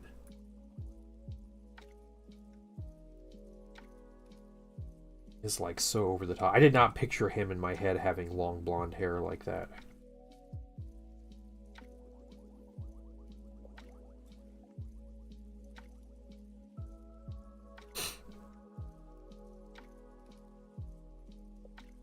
Yeah, yeah. It's like his mini's super over the top, which is very Emperor's Children, but also not what I expected from Saul Tarvitz. Especially when you... Okay, it's not super recent, alright. Especially when you... I remember reading about, like, Gavriel Loken. And how he's like a captain, but he's just like, yeah, I wear power armor, I have a chainsaw and a bolt pistol. Like, that's my equipment choice. You're like, oh, okay, it's super rare for minis to have like power swords and stuff, and so like it's a really big thing. And he's like Horus's like inner circle and stuff, and he doesn't even like have a power sword. But then you have like I pictured Saul Tarvitz a lot more like that. 2020, okay, still the old edition then. Yeah, like, you know, certainly Saul is not as, like, blinged out as Gavriel Loken would be, and Gavriel Loken was not blinged out at all.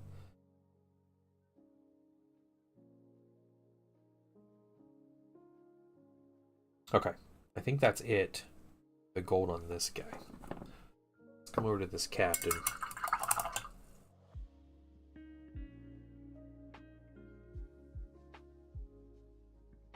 It's bronze, rather, not gold. It'll be gold.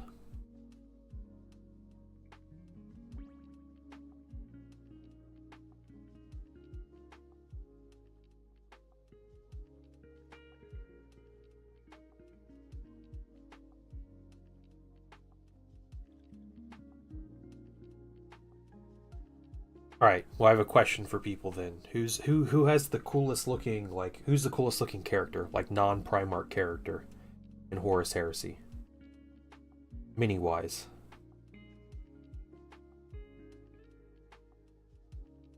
What do you think?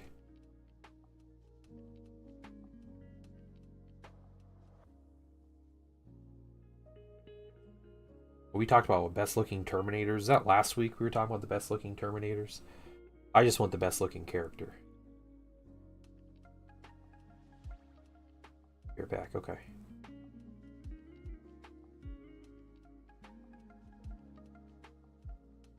Bonus points if you send me a link. If you post the link to the mini, so I can look at it.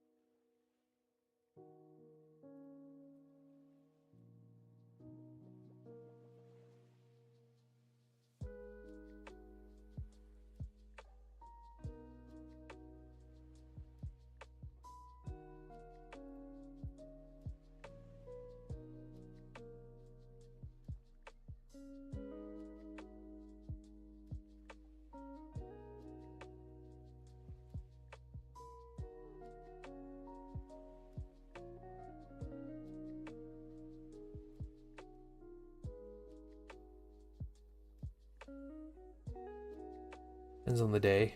Argel oh, okay, yeah, I think that just like... I think Argel just wins it. Yeah. Ooh, Argel is such a good mini. I already know which one. Alexis Pollux, yeah. Zen and his Night Lords. Savitar is an okay looking mini. I don't know. He looks a little dated at this point. But holy crap, Argel. Yeah, guys, go look at that mini Gosu Linked.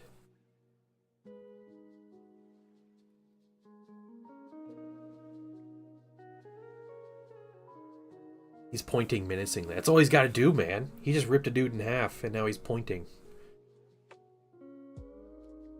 That what Savitar's doing too. Everybody's just pointing. That's him and Argel. Well, they're just pointing at each other. Just Spider-Man meme. Why do you like the Emperor's Children? I mean, the Emperor's Children are okay. This is a commission that I'm painting, so this isn't my own army I'm collecting.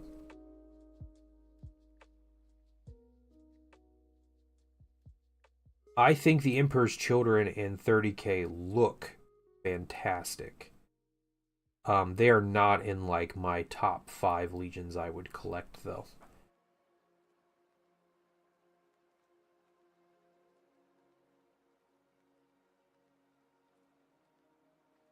Yeah, I have a lot of others I'd collect over Emperor's Children as far as an army goes.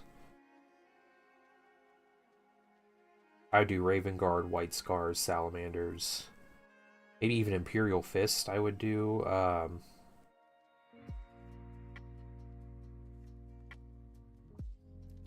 Just for the Argel mini. Word Bears. No, I couldn't collect Word Bears. Man, I hate Word Bears. I mean, I already have my 1,000 Suns, so I'm not putting those on the list.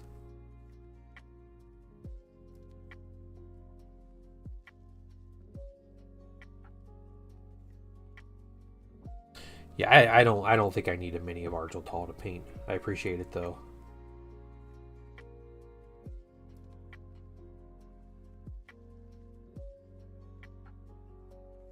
I might oh, excuse me. Might hit you up if I reconsider though.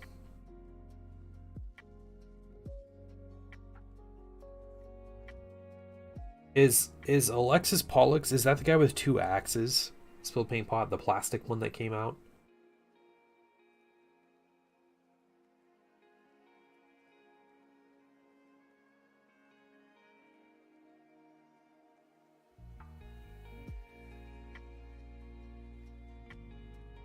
Oh, that's Fafnir Ran. Okay, okay. Which one is Pollux? Oh, okay, yeah, yeah. Send me the link. I think I remember the big shield guy. But I want to look at him.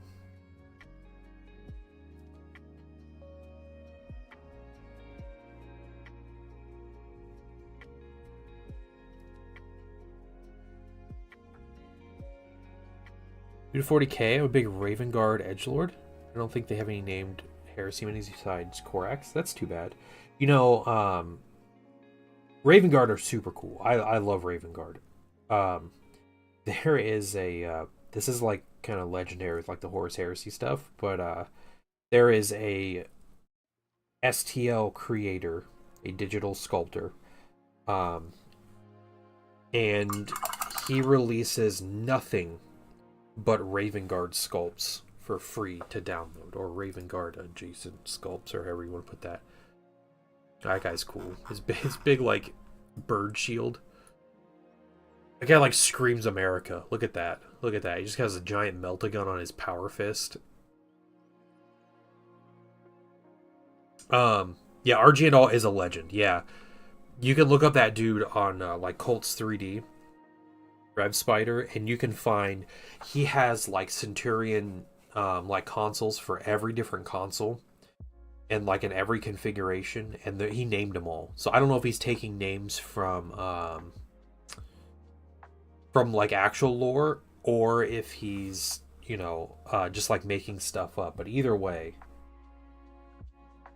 fantastic stuff. Looks a great character. Let it paint one day. Yeah, it's a great looking mini though. I was really happy with my Thousand Suns librarian. So like this newer Forge World mini that I just finished painting, it was a blast to paint.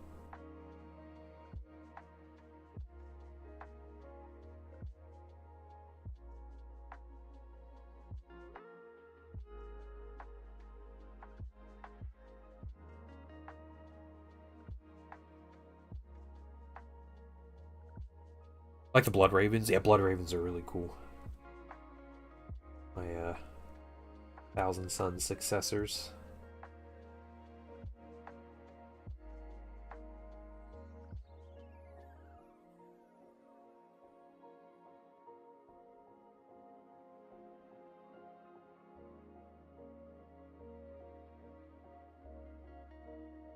I love how good Relic is at just making factions so cool that GW's like, yeah, they're canon. Like, they were the original ones that made the first Space Marine, right? It's like the reason, like Captain Titus is so popular and all this stuff, and it was just like they created the Blood Ravens and that fantastic stuff.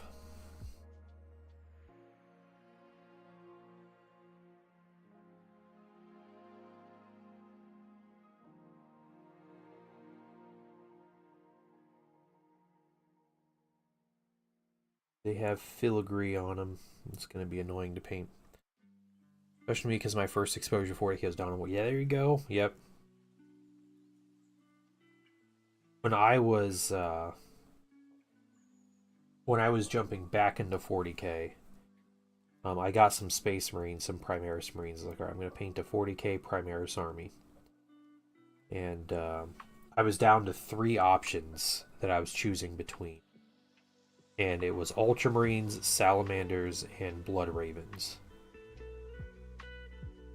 And I ultimately chose Ultramarines because it's easier to get stuff for them, and like they have characters with rules, and they have transfers, and all of that. However, I would love to paint some Blood Ravens sometime.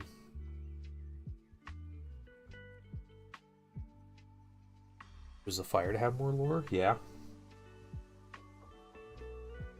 I'm in Dantioch. They're like Dantooine.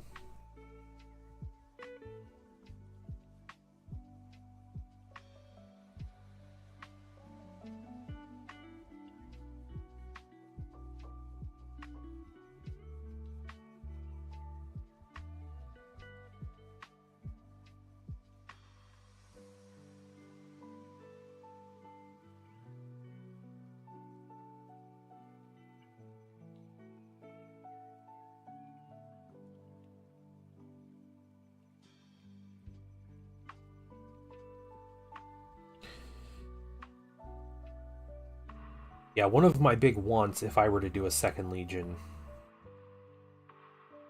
for 30k, would be a Legion where I could just get the plastic boxes and use the bits out of it as they are.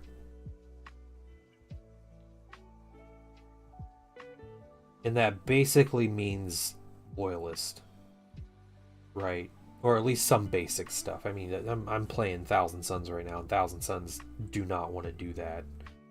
So, like, you can with any of the legions, but don't one that like it works with.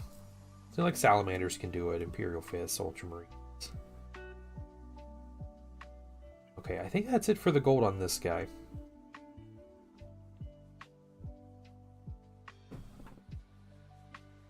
Don't have the named character anymore. Not the rules for him, no. I don't even know if they're legends, but they sold that guy on, what was it, Forge World? Made the mini?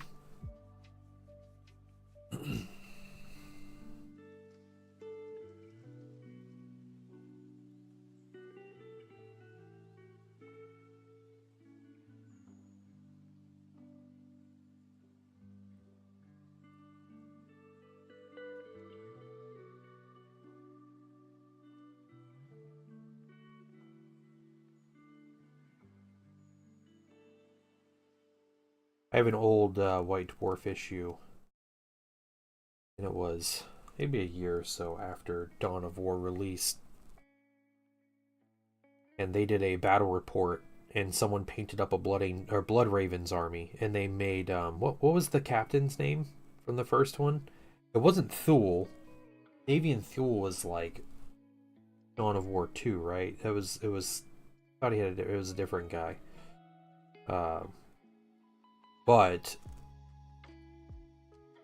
yeah, it was Gabriel Angelos. That's who it was. Yeah.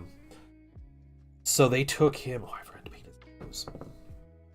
They made a mini for him, and it wasn't like it was just like conversion, but they gave him a jump pack and a Thunderhammer, which I don't think you could do at the time in 40k. I don't think that was an option for captains or commanders, but they did that, and they made a Blood Raven's army. They had him fight a battle against orcs. I remember the Space Marines lost, but like the last thing alive was Angelos, and they'll steal one. Yeah, there you go. Yeah, I just remember him with his Thunderhammer being surrounded by like 40 orc boys, and that was like how they ended the game.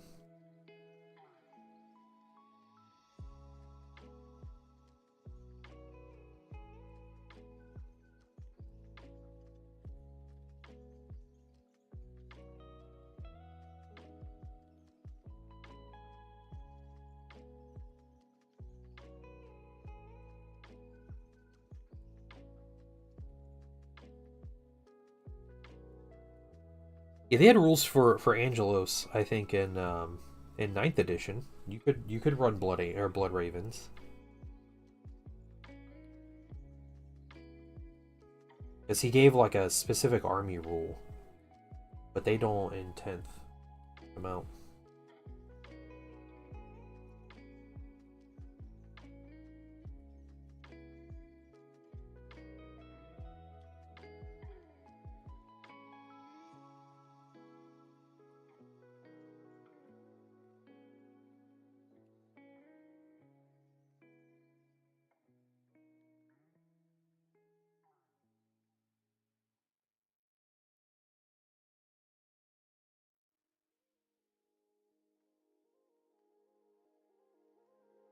By Dorn's Protector. Why is my armor red now? Yeah.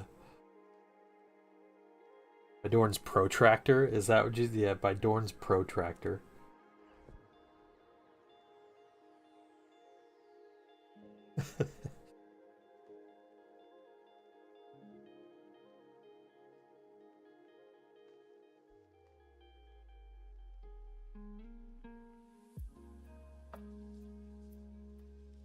That'd be cool. I got into orcs. It was so sad it took me so long to get around to it, yeah.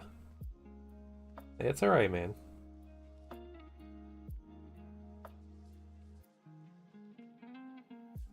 No time to start a new hobby like the present.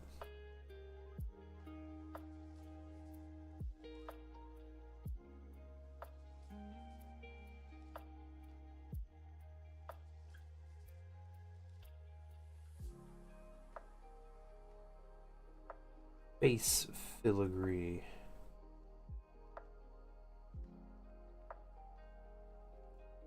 What's that up?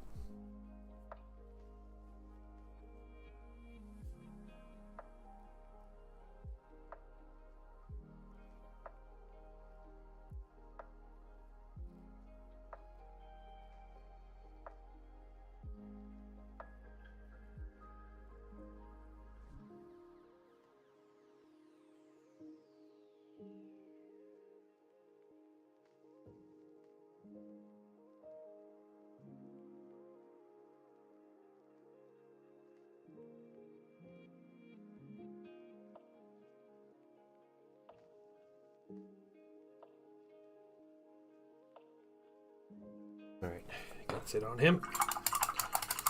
Ninth you ran, Blood Angels is an Ultramarine successor. Yeah, but they had a character. You could take Angelos and like he would give the army a rule. Big boy. Good story, makes you feel satisfied. So never getting the actual tabletop. I have years of fun stories. Yeah, there you go, Rev. Yeah, that's true. Hey, Mydro, how you doing, man? Hope everything's going well.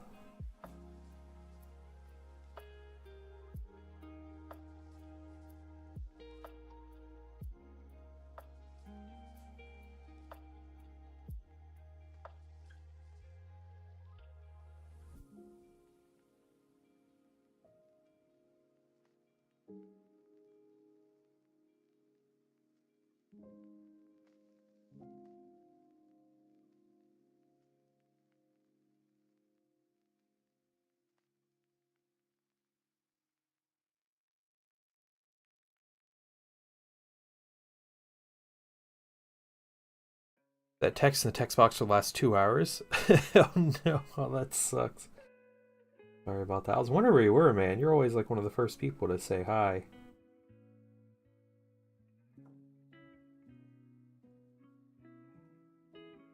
Safe is precious safe.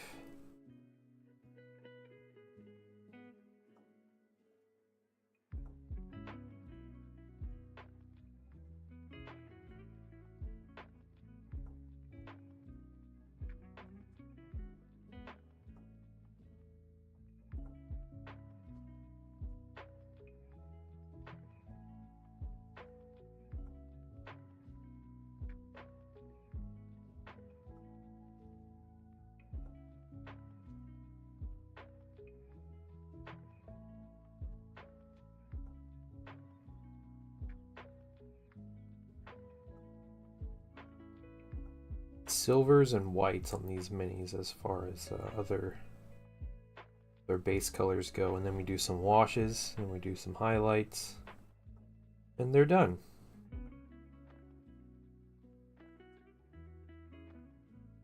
Like I think I said earlier, on top of 6 other goals I have, I'm going to try to finish these guys this weekend. Gotta do basing and stuff. I'll post pictures though, you guys will see them when they're all done with the basing. They are getting a Mars themed base. Excuse me, we're gonna need some weathering powders on them. And yeah, so they're gonna get a little bit of weathering on them, but it'll look good. What Space Marine chapter I want to paint? I'm sorry about that. Yeah, I think I've done Mars base on minis once before. So it'll be fun. It has like a Heresy army. I think it'll look really good. On top of like this nice purple and gold and white and having this like gritty, rusty red color. It'll be cool. And I'm trying the Pro Acryl basing material. So that'll be a first for me.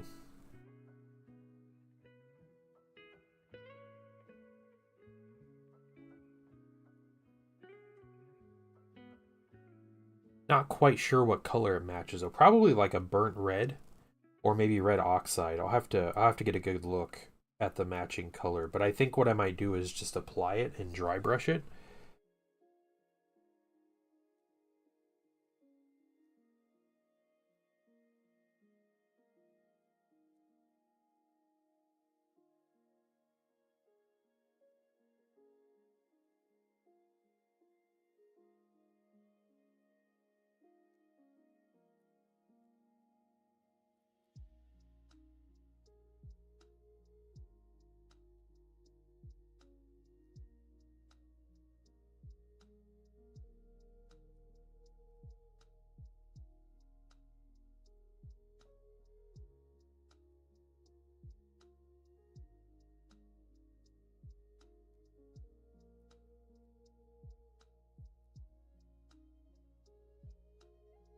Gold.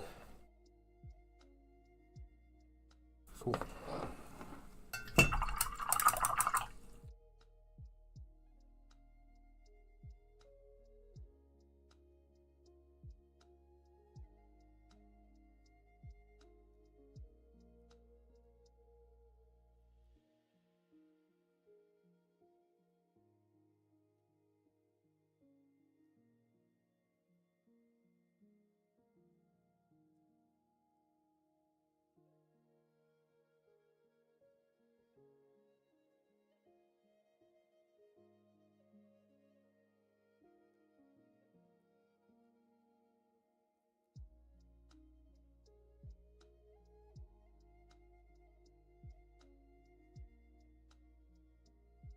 Might just paint Blood Raven. Yeah, do Blood Ravens, dude. That'd be awesome.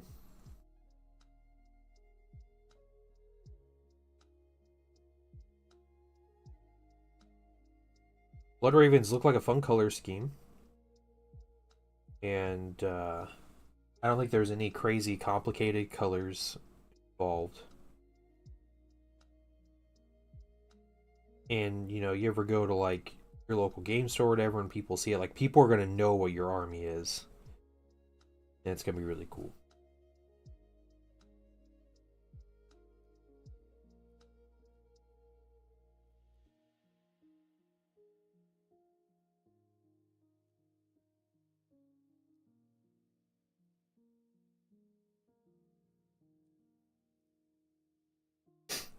Yeah, yeah. A painted Blood Raven's army is always really cool to see.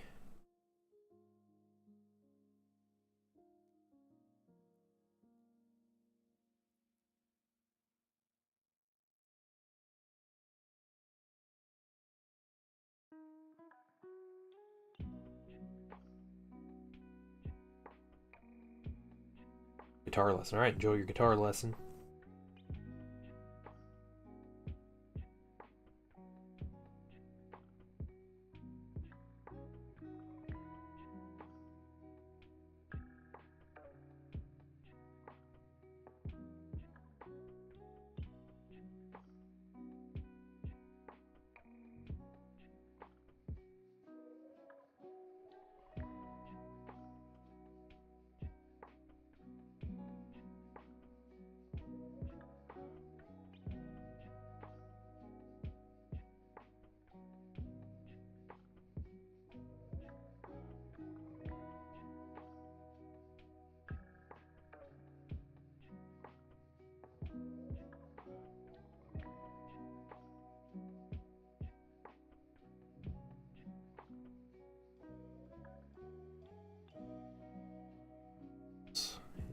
So we got this little symbol.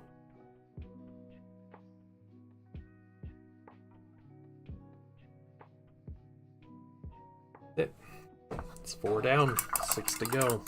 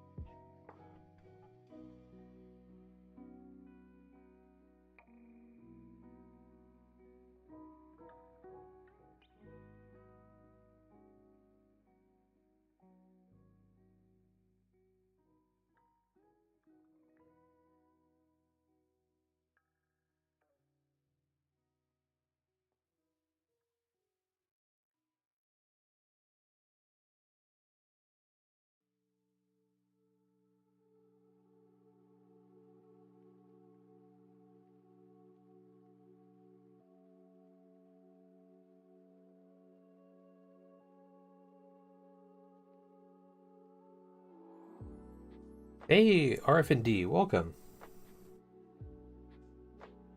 How are you doing?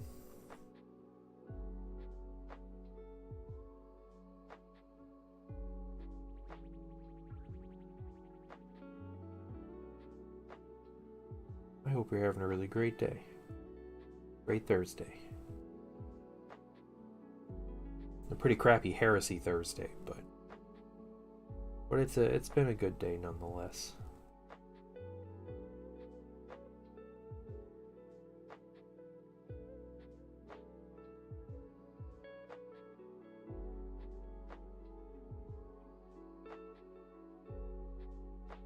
No, they showed off some different artwork and lore for Solar Auxilia.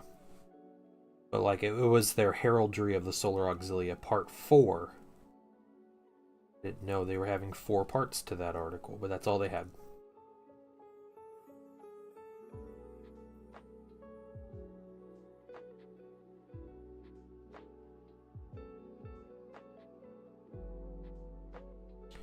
So I think I am officially in the camp of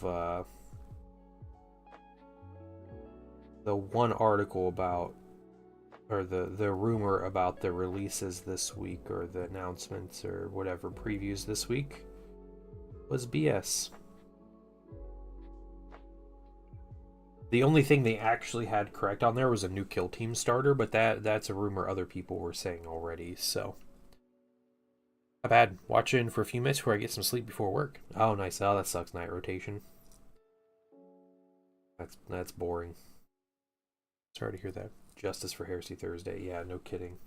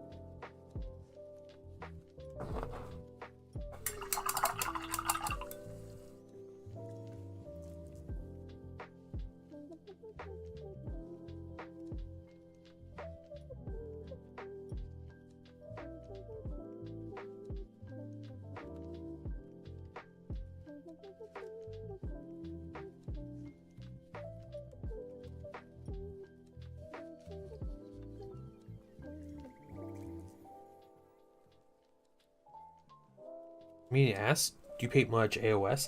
No, I don't. Most of my painting is commissions, and I almost never get commissions for Age of Sigmar. I did paint a bunch of Age of Sigmar minis for my old world army. But that's just because the Vampire Count minis that Games Workshop sells are for their Age of Sigmar lines. And I'm using them for the old world. But... I mean, if you count that, then yes, I've painted a ton of Age of Sigmar minis, but otherwise, no, I don't really paint Age of Sigmar.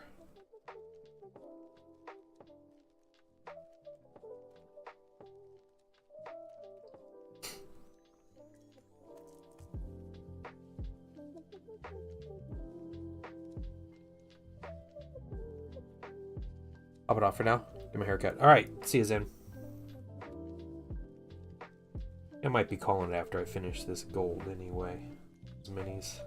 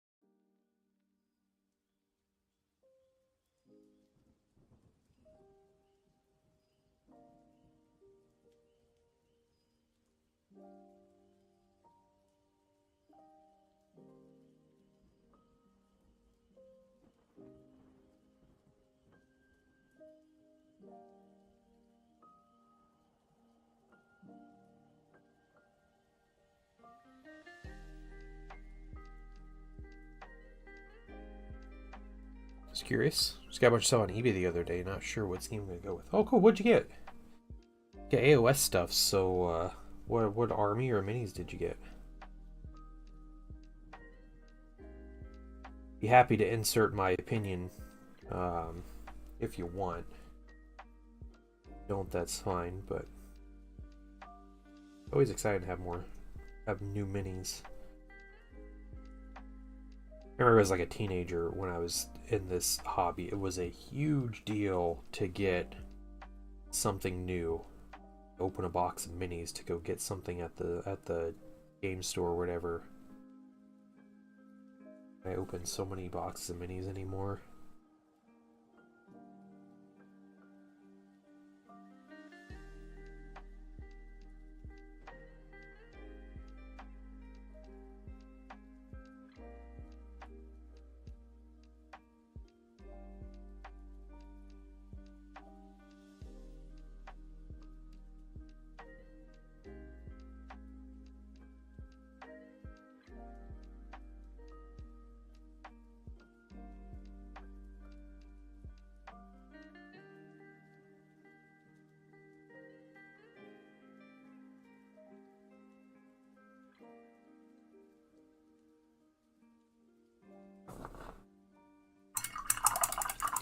Most of it's Stormcast. We got some Banshees too. Nice.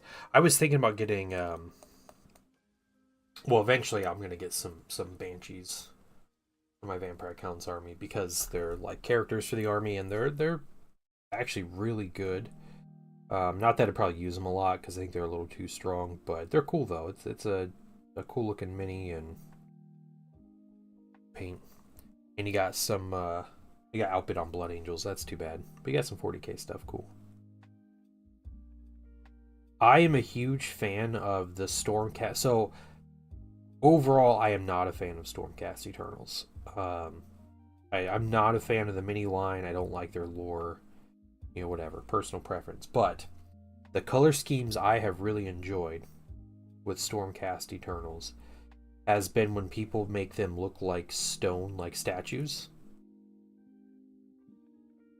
And I think there's a lot of cool stuff to go with that. Like, the minis don't lend themselves well to look like ghosts, right? To look like reanimated spirits. But being like a stone statue with a hammer, and it's like this big bulky armored thing, and like that is cool. And you can think of the idea of like, you know, Sigmar chooses like worthy warriors, right? But like the worthy warrior could be you know, like someone who's memorialized by their culture, and they build these statues of them with the hope that Sigmar, you know, reincarnates them, and then, you know, that's what happens is they basically the statues take over for them as the warrior they are. I don't know, something crazy like that. But that to me sounds really cool.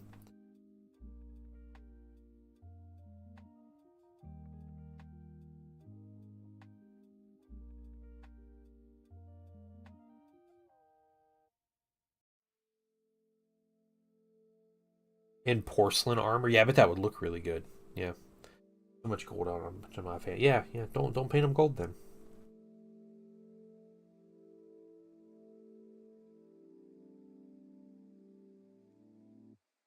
Yeah, the nice thing about the stone is it's really easy to do. Also, like you just need to dry brush a bit, and then you can mess around with like weird weathering and stuff, and like green washes, and you can start doing crazy things with it. But overall, the minis will take like no time to paint. Spend some extra time on the bases or something to make them look cool and stand out.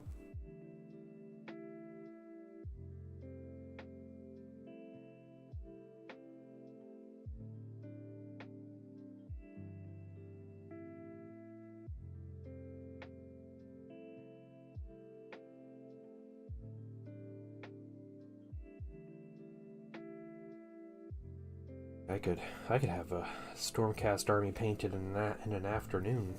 Wouldn't take any time at all.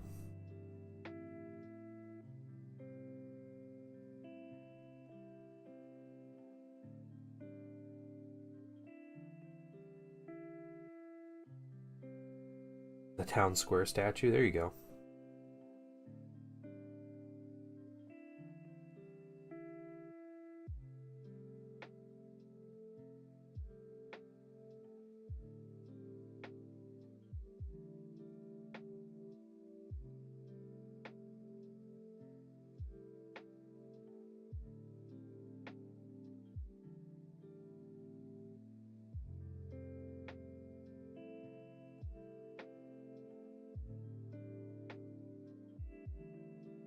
got some huge elbow pads.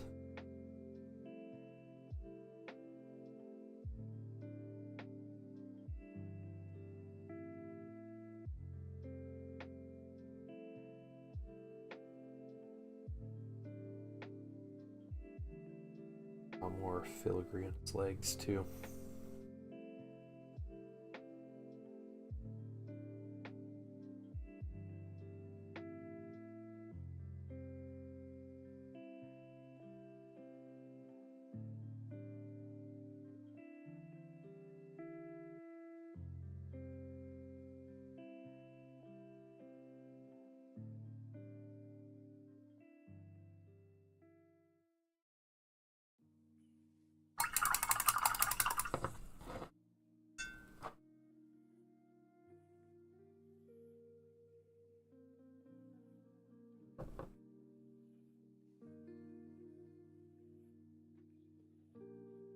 A statue of him and have him on the board too. Yeah. He just wants a statue of himself.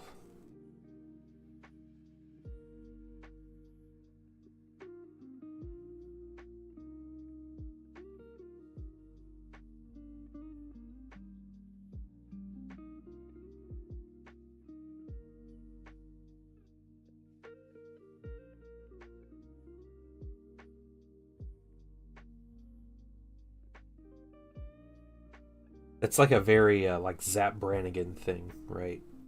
He's just in the exact same pose as his statue.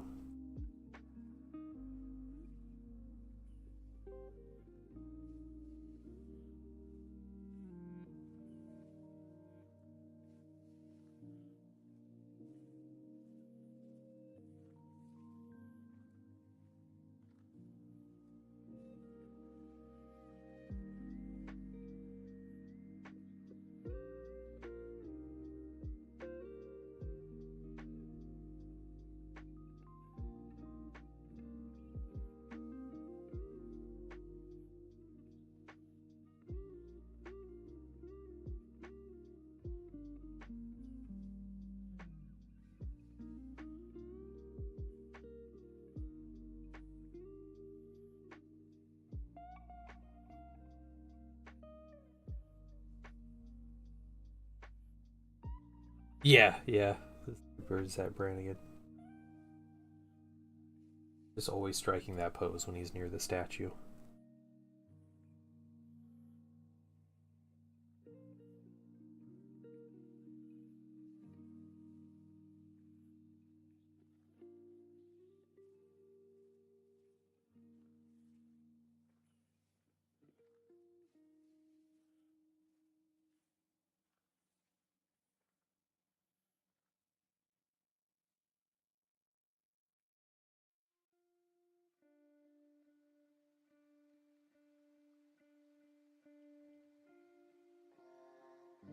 Hey, guess who's back? Kai is back. Tell a friend, everybody. What's going on?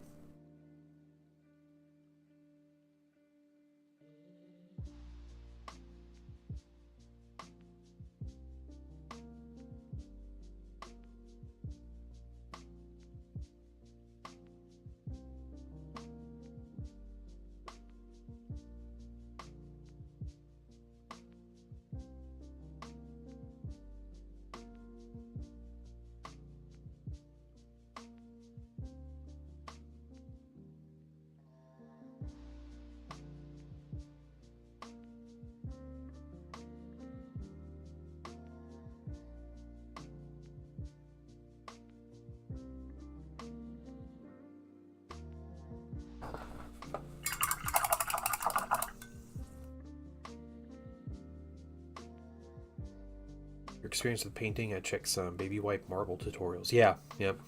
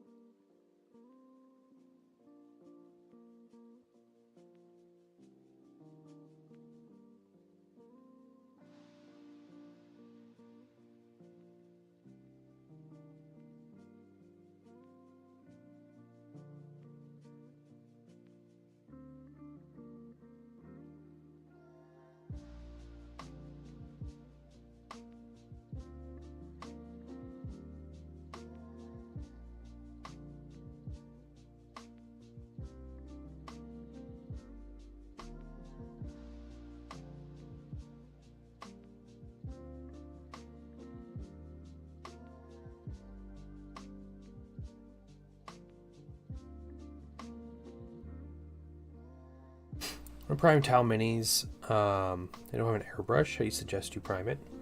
You're gonna have to use a spray can. Is probably the easiest way to do it.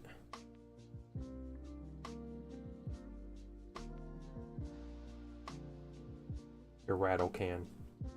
You just have to be careful with like humidity and temperature with the rattle can, and that you're using it like following all the instructions, because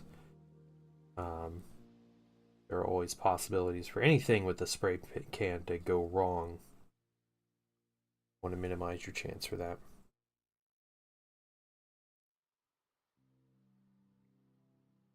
Already, so we pulled up China plate designs. Oh, that's crazy. Yeah.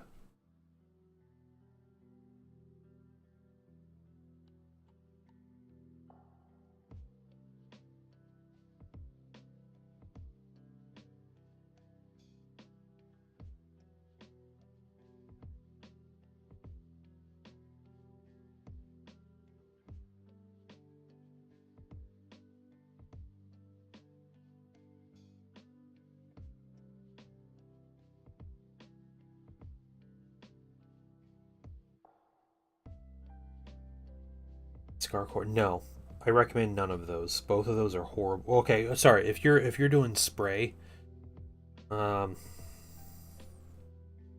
don't like either of those. Corax White is bad. Like anything with the name Corax White is really bad. The paint in the pot, the spray, it's all terrible. All right, Ghost. So you have a good one, man. Nice. Congrats getting that built. I'm curious. I'm excited to see your progress. Let's see how you paint them.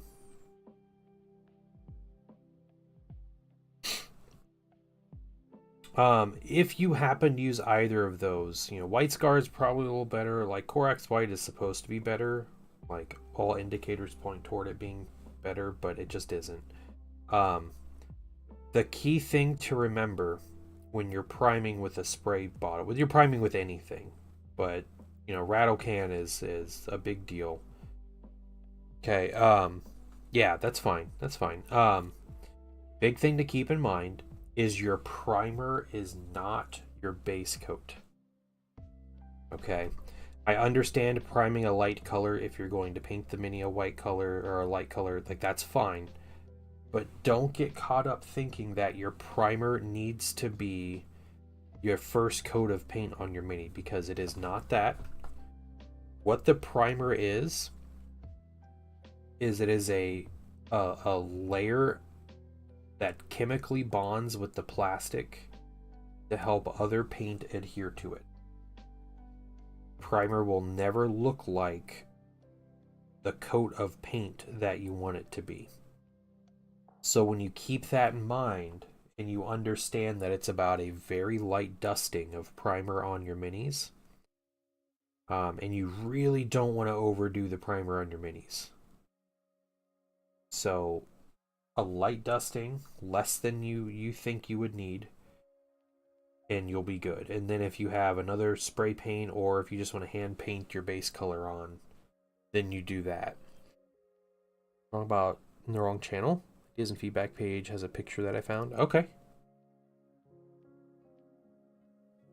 You might want to tag him in Discord. He may have jumped off stream a minute ago.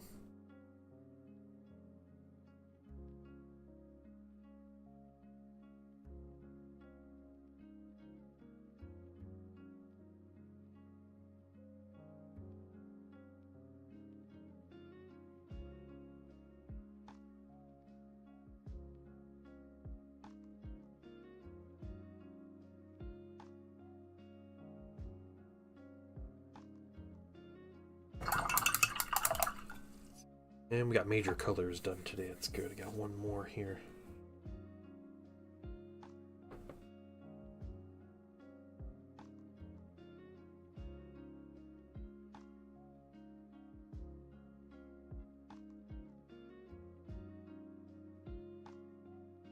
Bronze is such a good color. If I would have had this idea in my head before I started my Thousand Suns, they would have been base coated with bronze as well.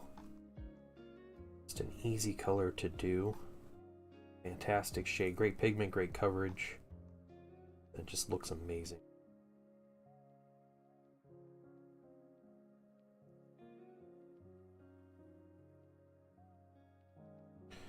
Tagged him. Okay.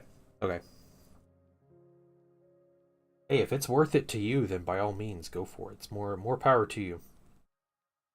And, you know, when you're painting an army, sometimes it's a complicated thing, but as you paint your army, it gets simpler and simpler. Like, you figure it out and you get it down. I was like that for my Thousand Sons. It was a fairly complicated and scheme with a lot of steps and, you know, a lot of very specific things to do. But it seems anymore like I can knock out a Thousand Sons squad of Marines in just a couple hours. It's pretty easy.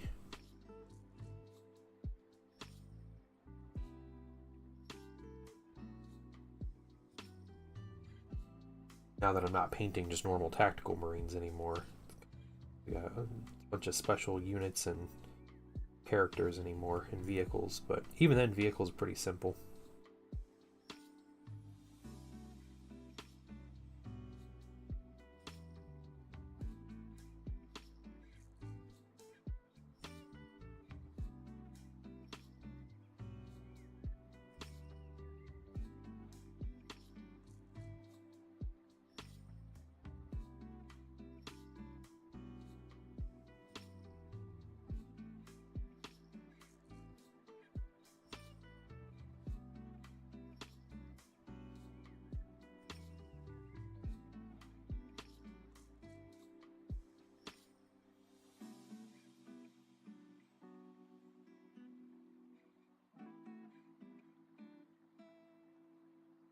You have Ahriman I need to paint still? Nice, nice. Is that 30k, 40k Ahriman? I have both of them painted. Both of them were a lot of fun to paint. The 40k Ahriman is probably more fun, but man, that mini was crazy detailed. He has all kinds of stuff going on, but he looked really good. Really good at the end.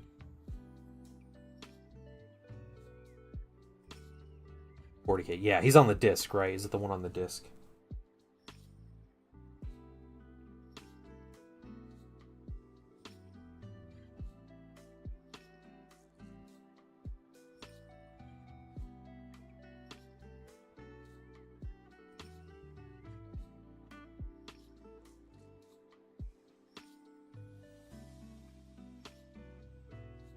Alright, you guys.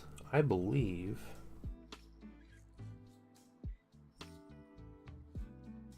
got all of the bronze on these minis that we wanted. Repaint on my Black Templars, use gold instead of silver. They look like tiny mist. Oh no. It's okay. You can go back and do it if you need to.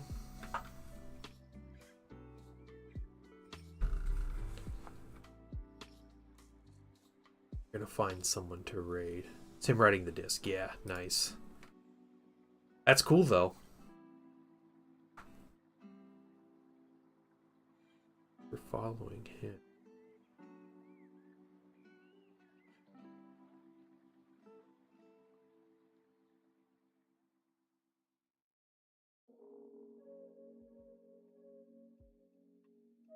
Yeah, we're gonna go raid Mini Mad Cat. How about that, guys? Go say hi to them.